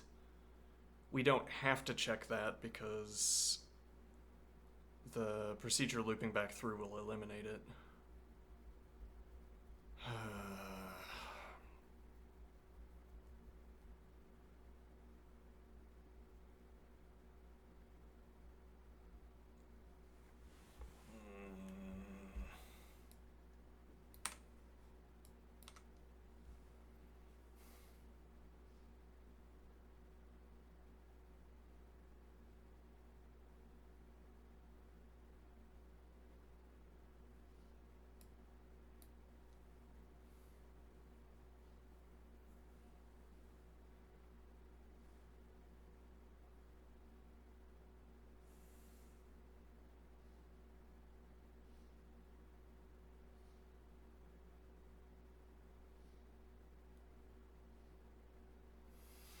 Wait, but hold on. So, why do we need to ask what state we're currently in? I mean, because we always know that we just came from. No, hold on. This feels unpleasant. Let me see.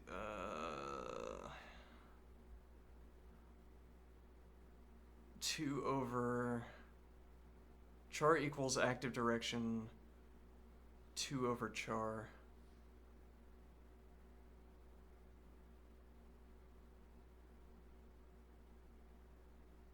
Because, well, so no, that remains the same. We don't yet have to ask a question. This is where we need to ask the question.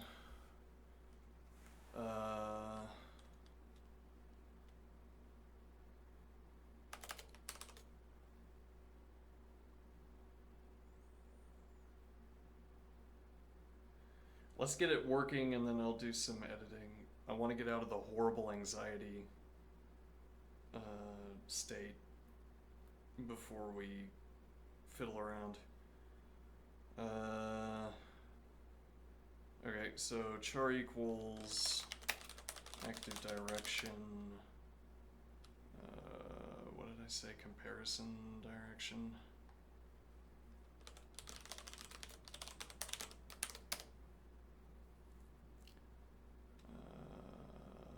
Then string set adjacent position.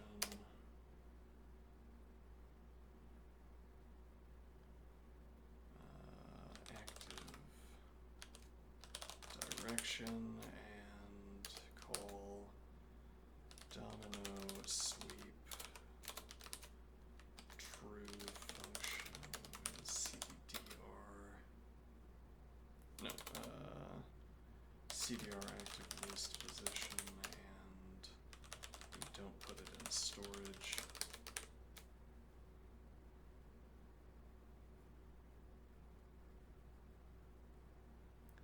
So we could make this an OR clause instead.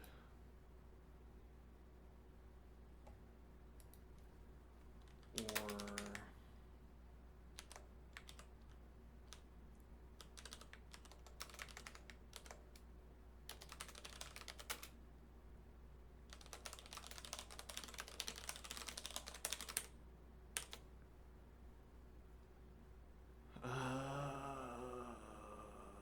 because it is the very same, yeah, okay.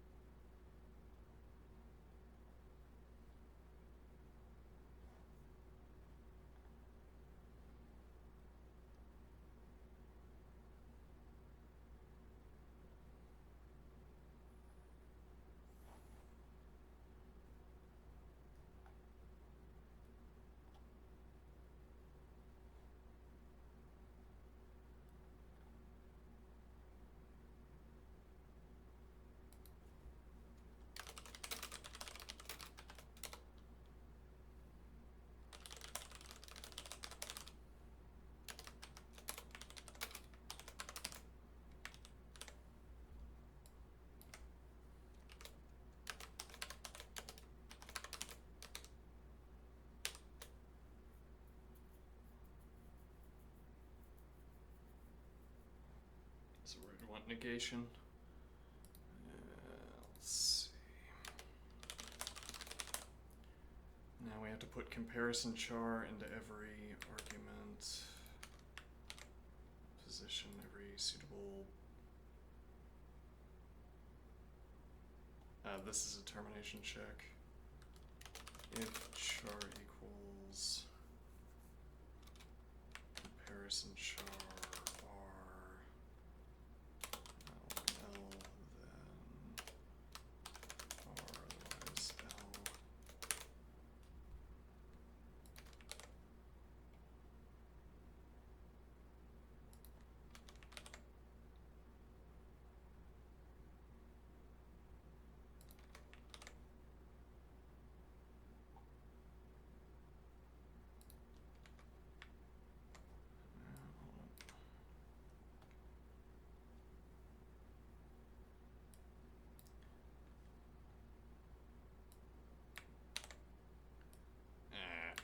Comparison char to comparison direction.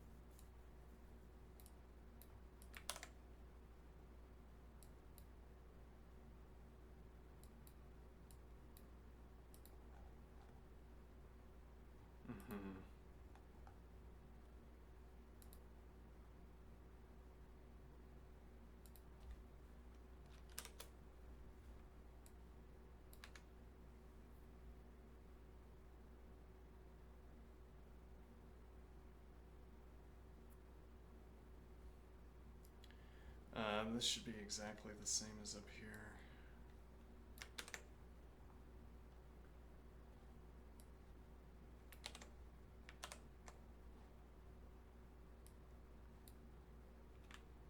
Right, it's horrible, but it might have done it.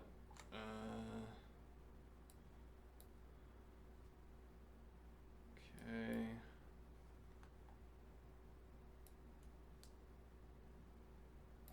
Let's, we don't have that many displays, but I'll keep a displayed version.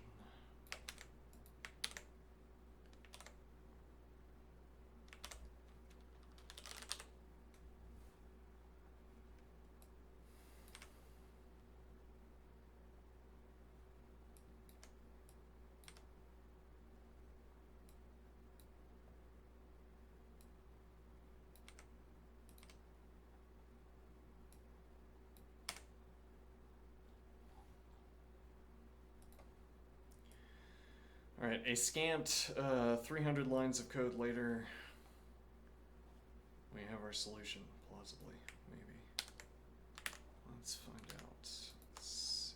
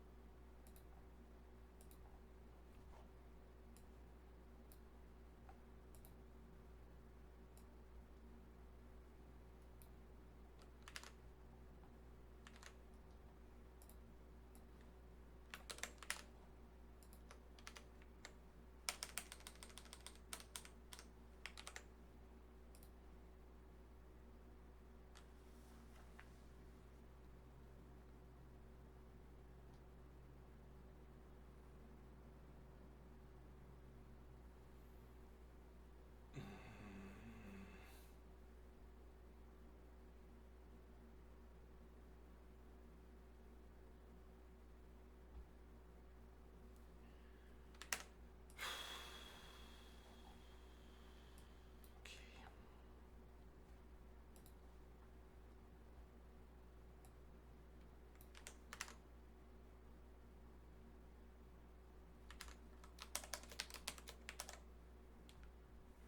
This was originally correct, yeah.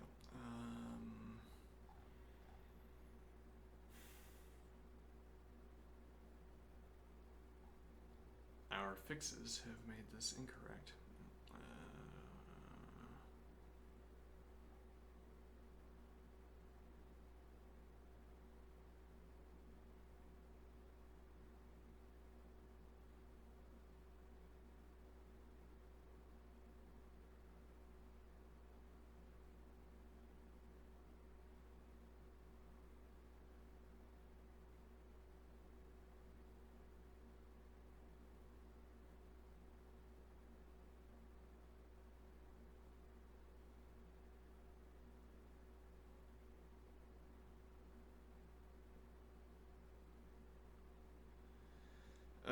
Yeah, it's like we want to.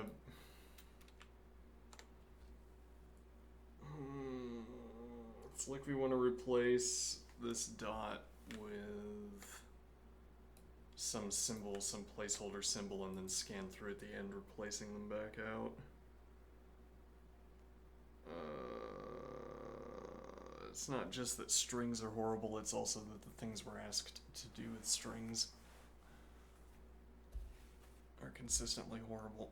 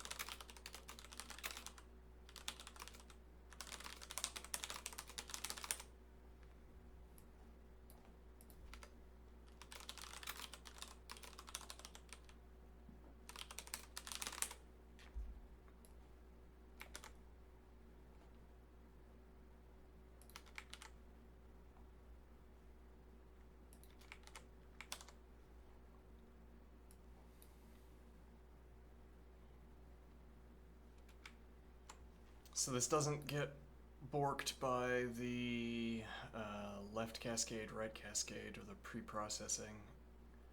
It gets borked by my expectation that we don't have to check this.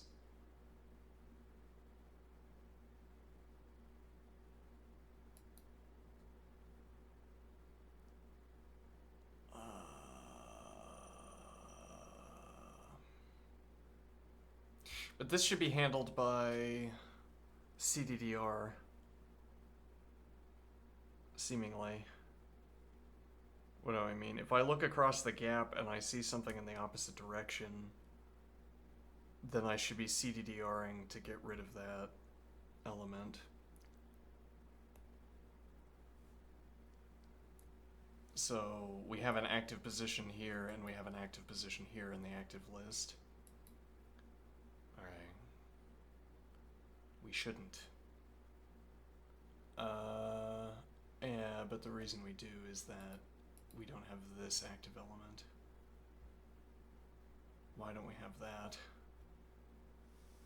that? Actually, hold on, we don't know that. Let's look at...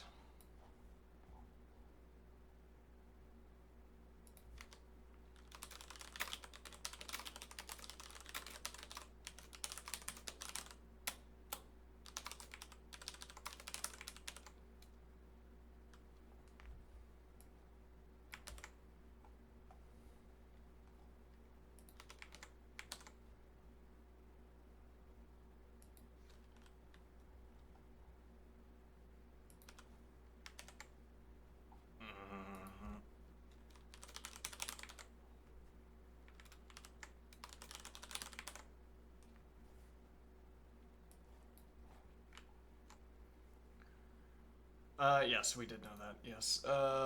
3 gets passed in.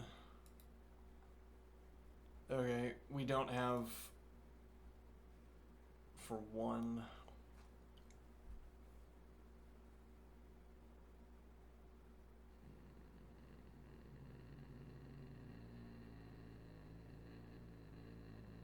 And that's the reason that we don't have... Yeah, if we had an active list position for this R, then we would pass through the clause where we run CDDR, and that would also remove 3 from the active list, and then we wouldn't check this position. So the question is, how do we get this into the active list? What are we doing that avoids putting this in the active list?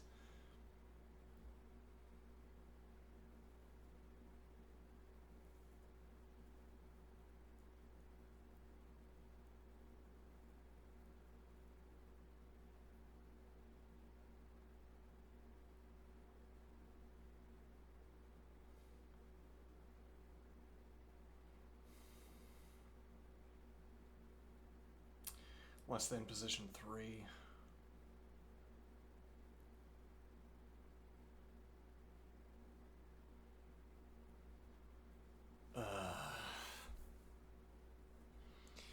Okay, this is... We put this in place so that we would not put an L into the active list.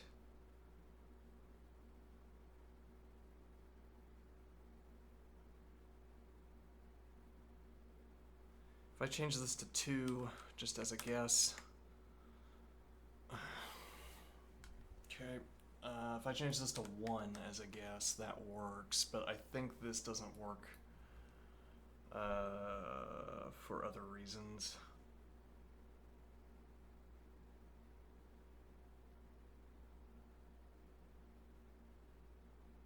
However, I am willing to test that theory without running the logic. Let's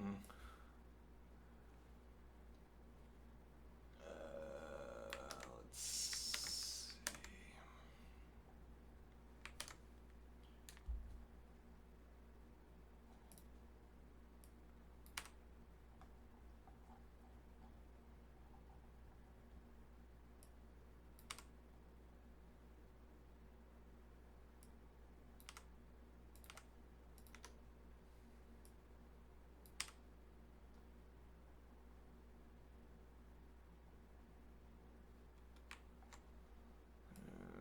Okay.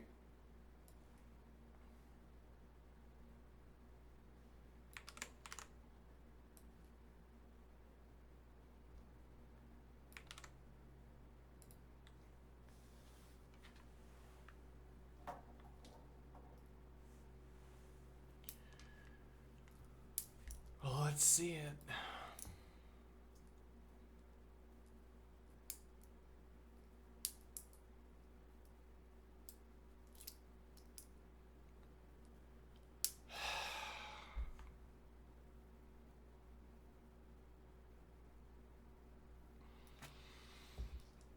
Okay.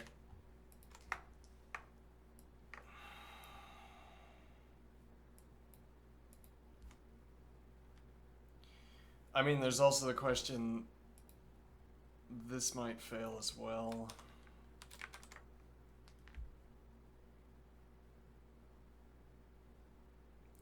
Actually, it doesn't, surprisingly. This does, but...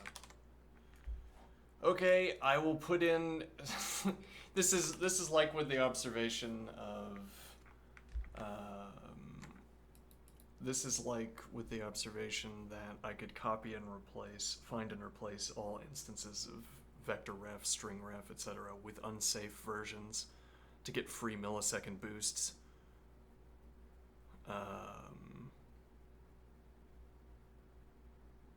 And well, I could say it's because I code in a functional style that I'm not afraid that this is going to produce an error or whatever. So that this is a payoff for coding in the way I do, that I get to use unsafe operations. But this, putting this test case in is purely a question of, all right, add the extra lines of code. Add the 2 extra lines of code where you ask whether this is the case. Okay, it's a meaningless case. You have a single domino that's upright. Okay, I mean, I don't know when you would want to use this software to begin with, but you would never want to model this case. There's no domino setup where you would want to model this case, because the point of dominoes in this context is to knock them over into one another. It's a meaningless case to have one domino, so I would argue. But they're going to put it in here, and now, all right, find and replace. Where's the spot where you didn't put these 2 lines of code in? And now find and replace, copy and paste. This is tedious every time.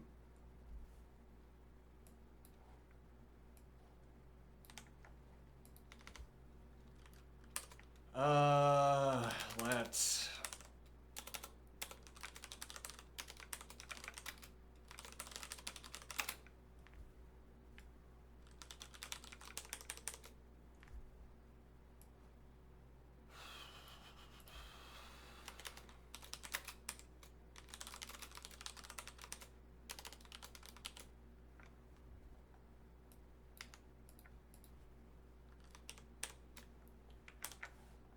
Okay.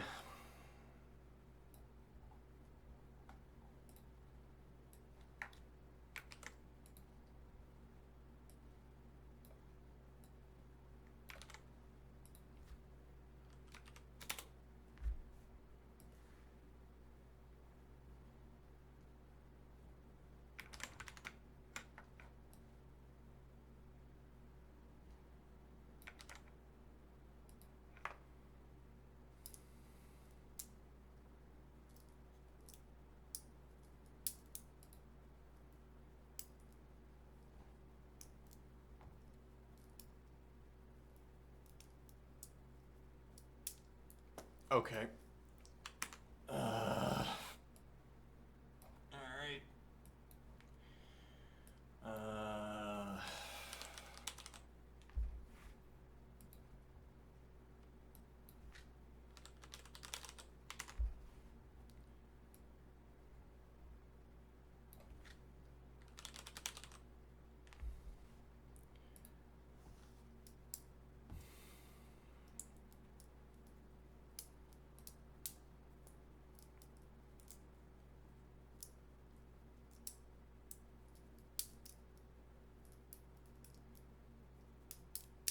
We just ran this, though.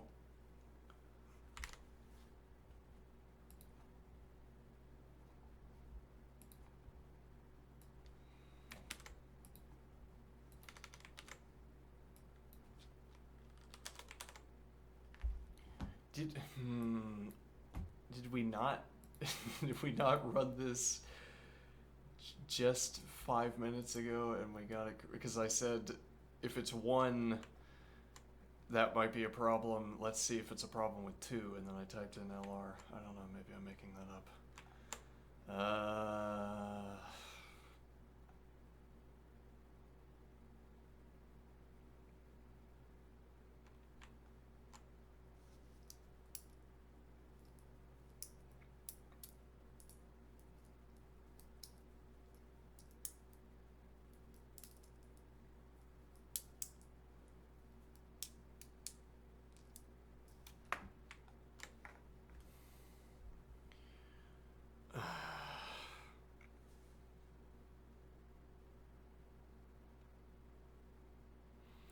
We're going to end up adding 200 additional lines of code to handle the edges of the string. I hate this.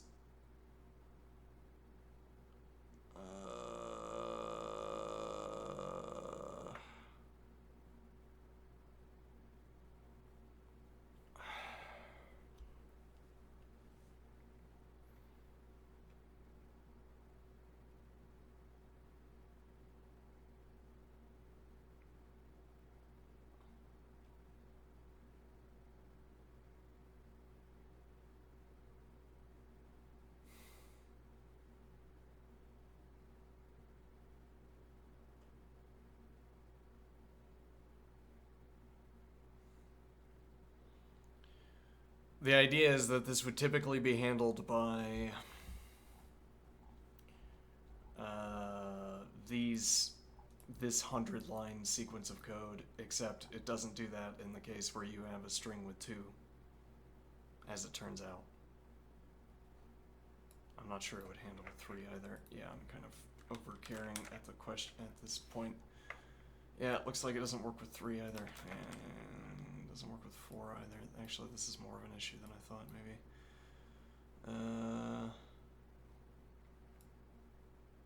Yeah, so it's always a problem at the edges.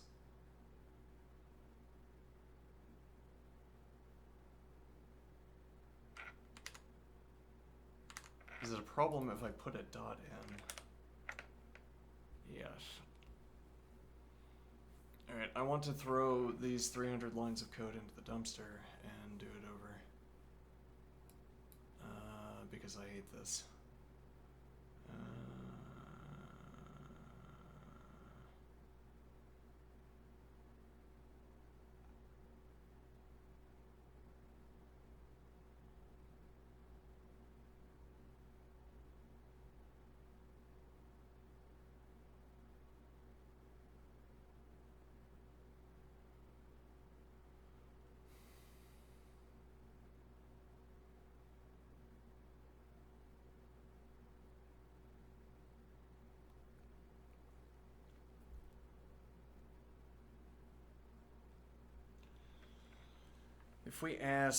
If we kept track of the preceding element,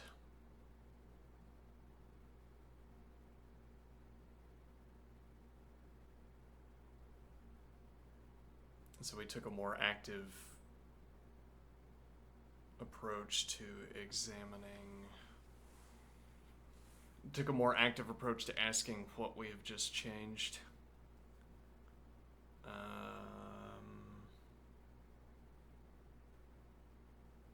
Idea is that, yeah, we keep the preceding element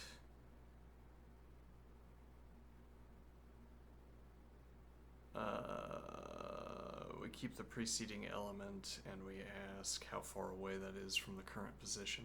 We keep the preceding position and we ask how far away we are from the current position.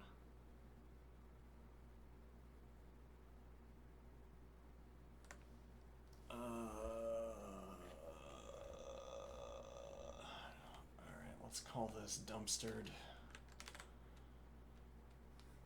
This is 838.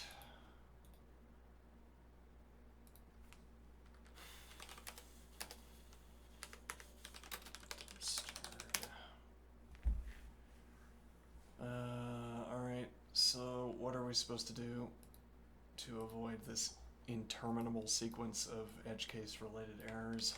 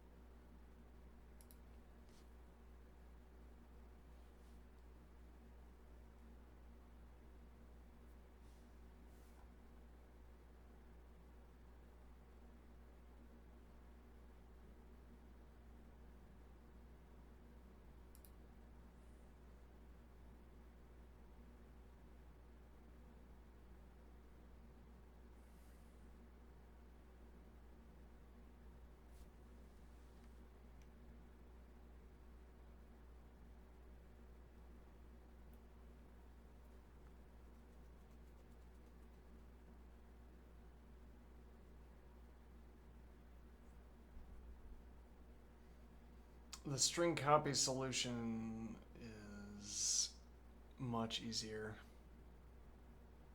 Hmm.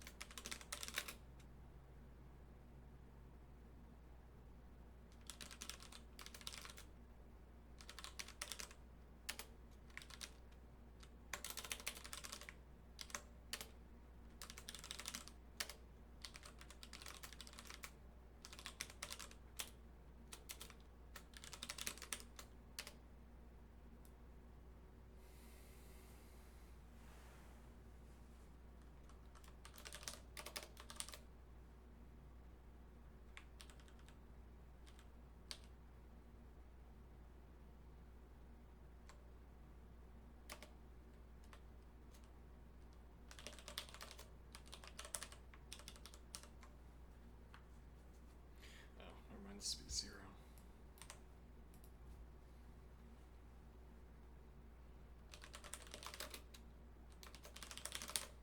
Oh, wait, I wonder, can we do that?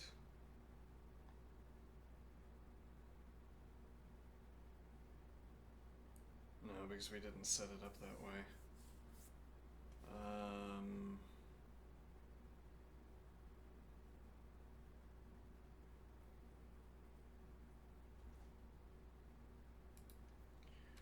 Negative position, then dominoes, string direction. Okay, and the idea is that if we reach the end of this procedure, we only have letters and we simply return the string. And now we know that we don't have only letters. Okay.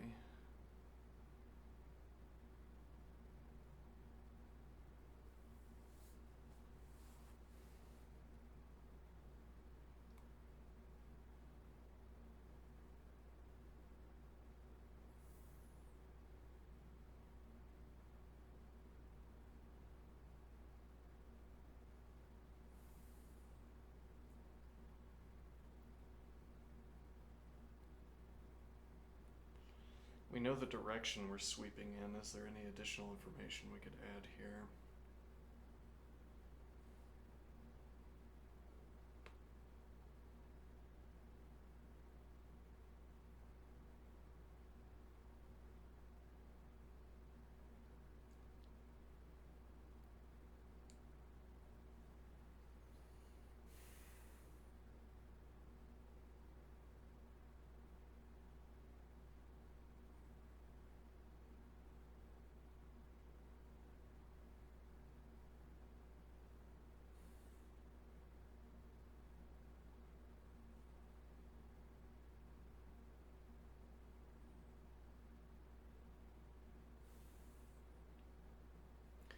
Let's suppose not for the moment.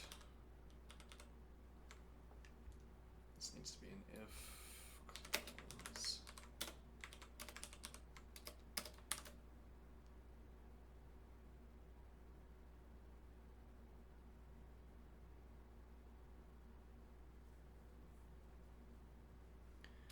Negative position, else let active directions. Let's keep this copied.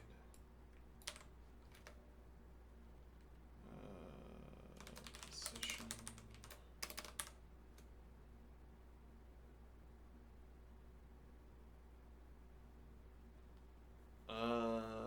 So we actually only care if this is a dot, right? If char alphabetic string ref here position, then pre-sweep false function sub1 position and const position list position, else pre-sweep true function is position list position.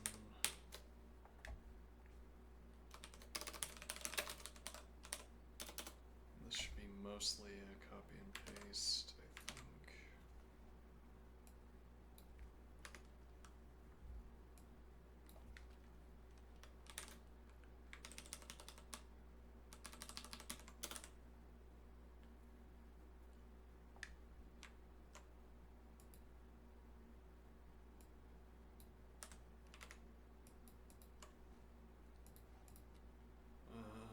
Let's see.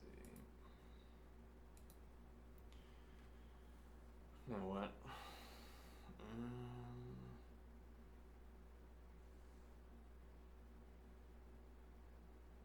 What time is it?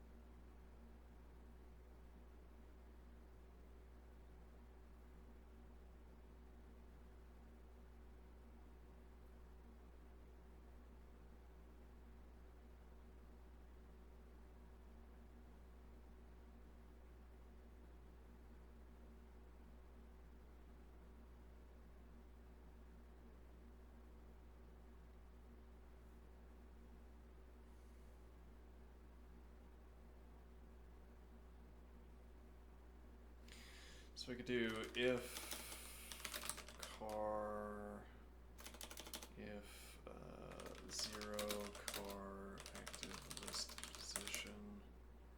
Well, okay, we could then instead do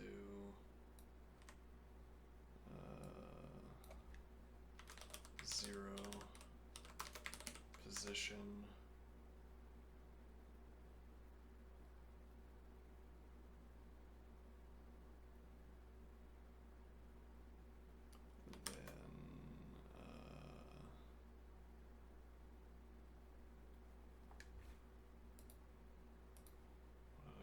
This.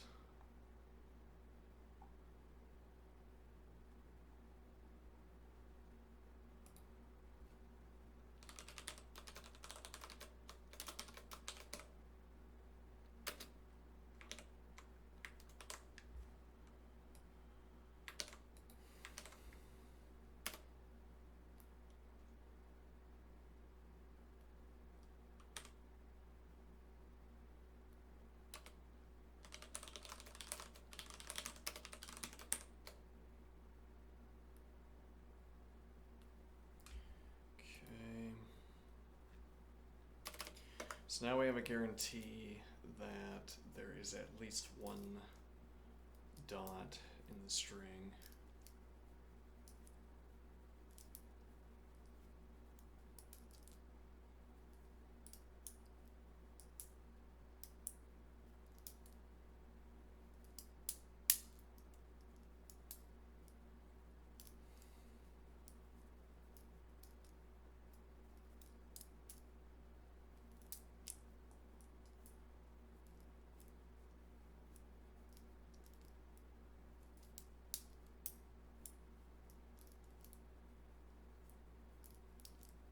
So we keep the previous char in an argument.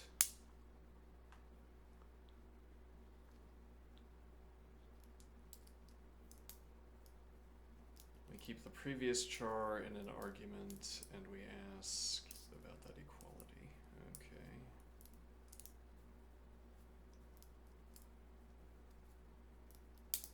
And what we want to do with that question, if I'm sweeping to the right through the string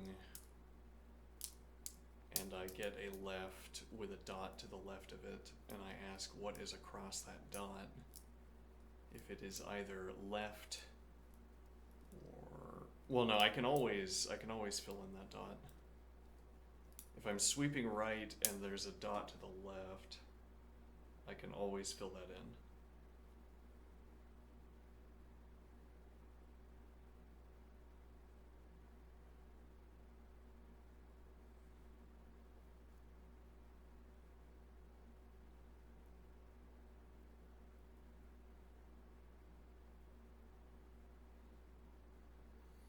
So we get passed back and forth between sweep right and sweep left. Sweep right false, sweep right true.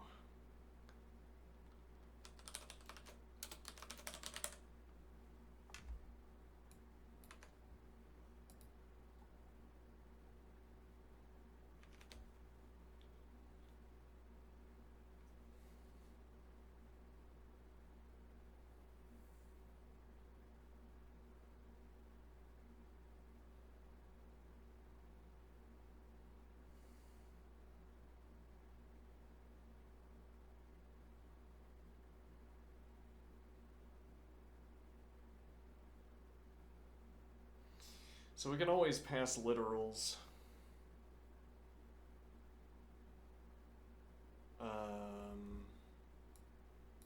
What do I mean? So we only check this literal once. Sweep right function. So the idea is that we pass in false, and then the idea is that we don't have to check when we update, because we can use a literal. I mean that when I update, I don't have to when I update an element of the string, I don't have to ask whether this is already false or true. So this isn't, we don't have to perform any checks here, we just have the literal. Okay. I mean, there's some kind of compilation overhead of having 600 lines of code because I have to copy everything. And I suppose that holding on to a single Boolean and checking it at the end of each function is going to be cheaper than the compilation cost of that extra 400 lines of code.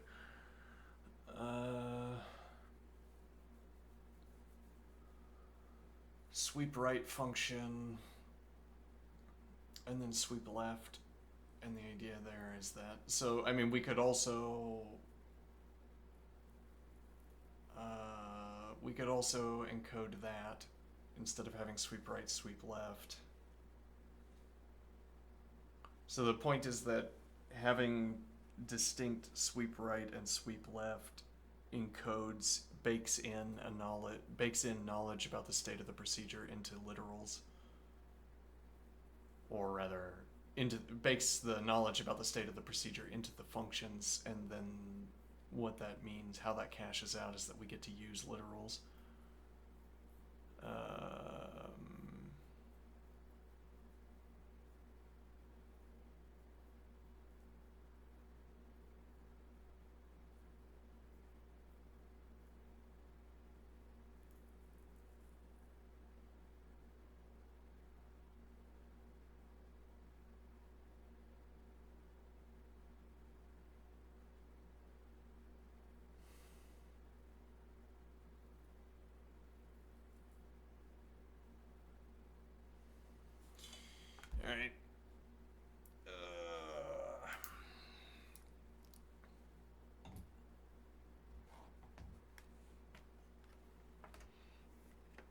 some exercise, take lunch, come back.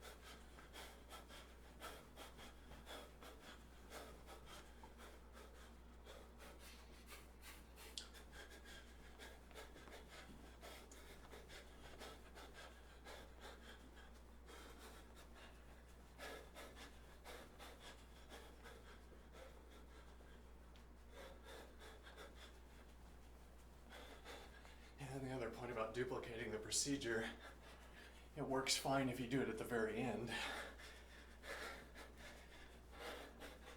But every fix you make gets doubled, which magnifies the tedium of encountering an error. Doubles the tedium, if you will.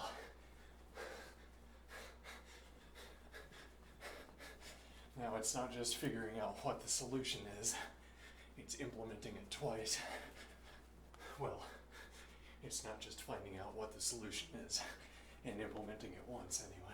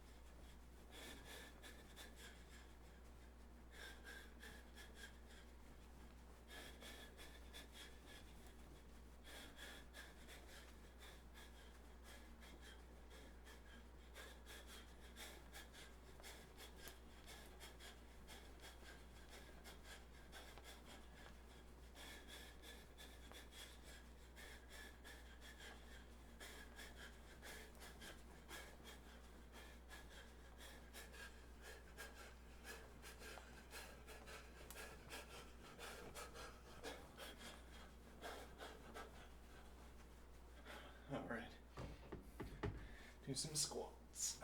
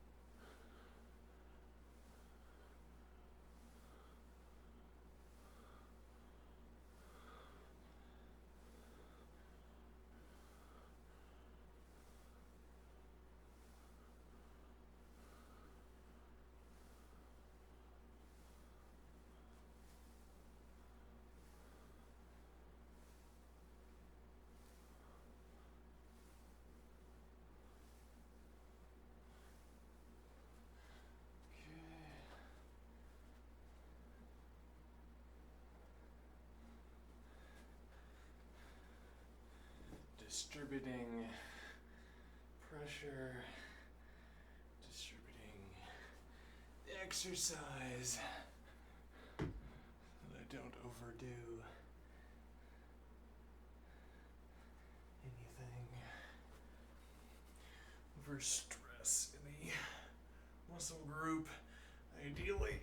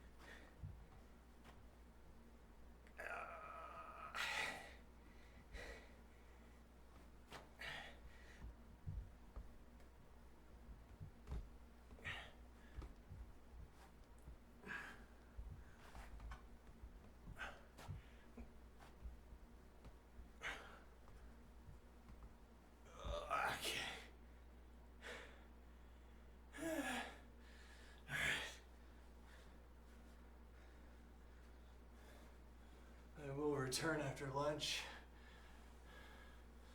and I suppose we'll see if we can finish this horrible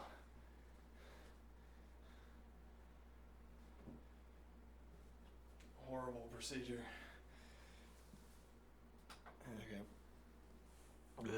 See you soon, etc. Anybody in chat?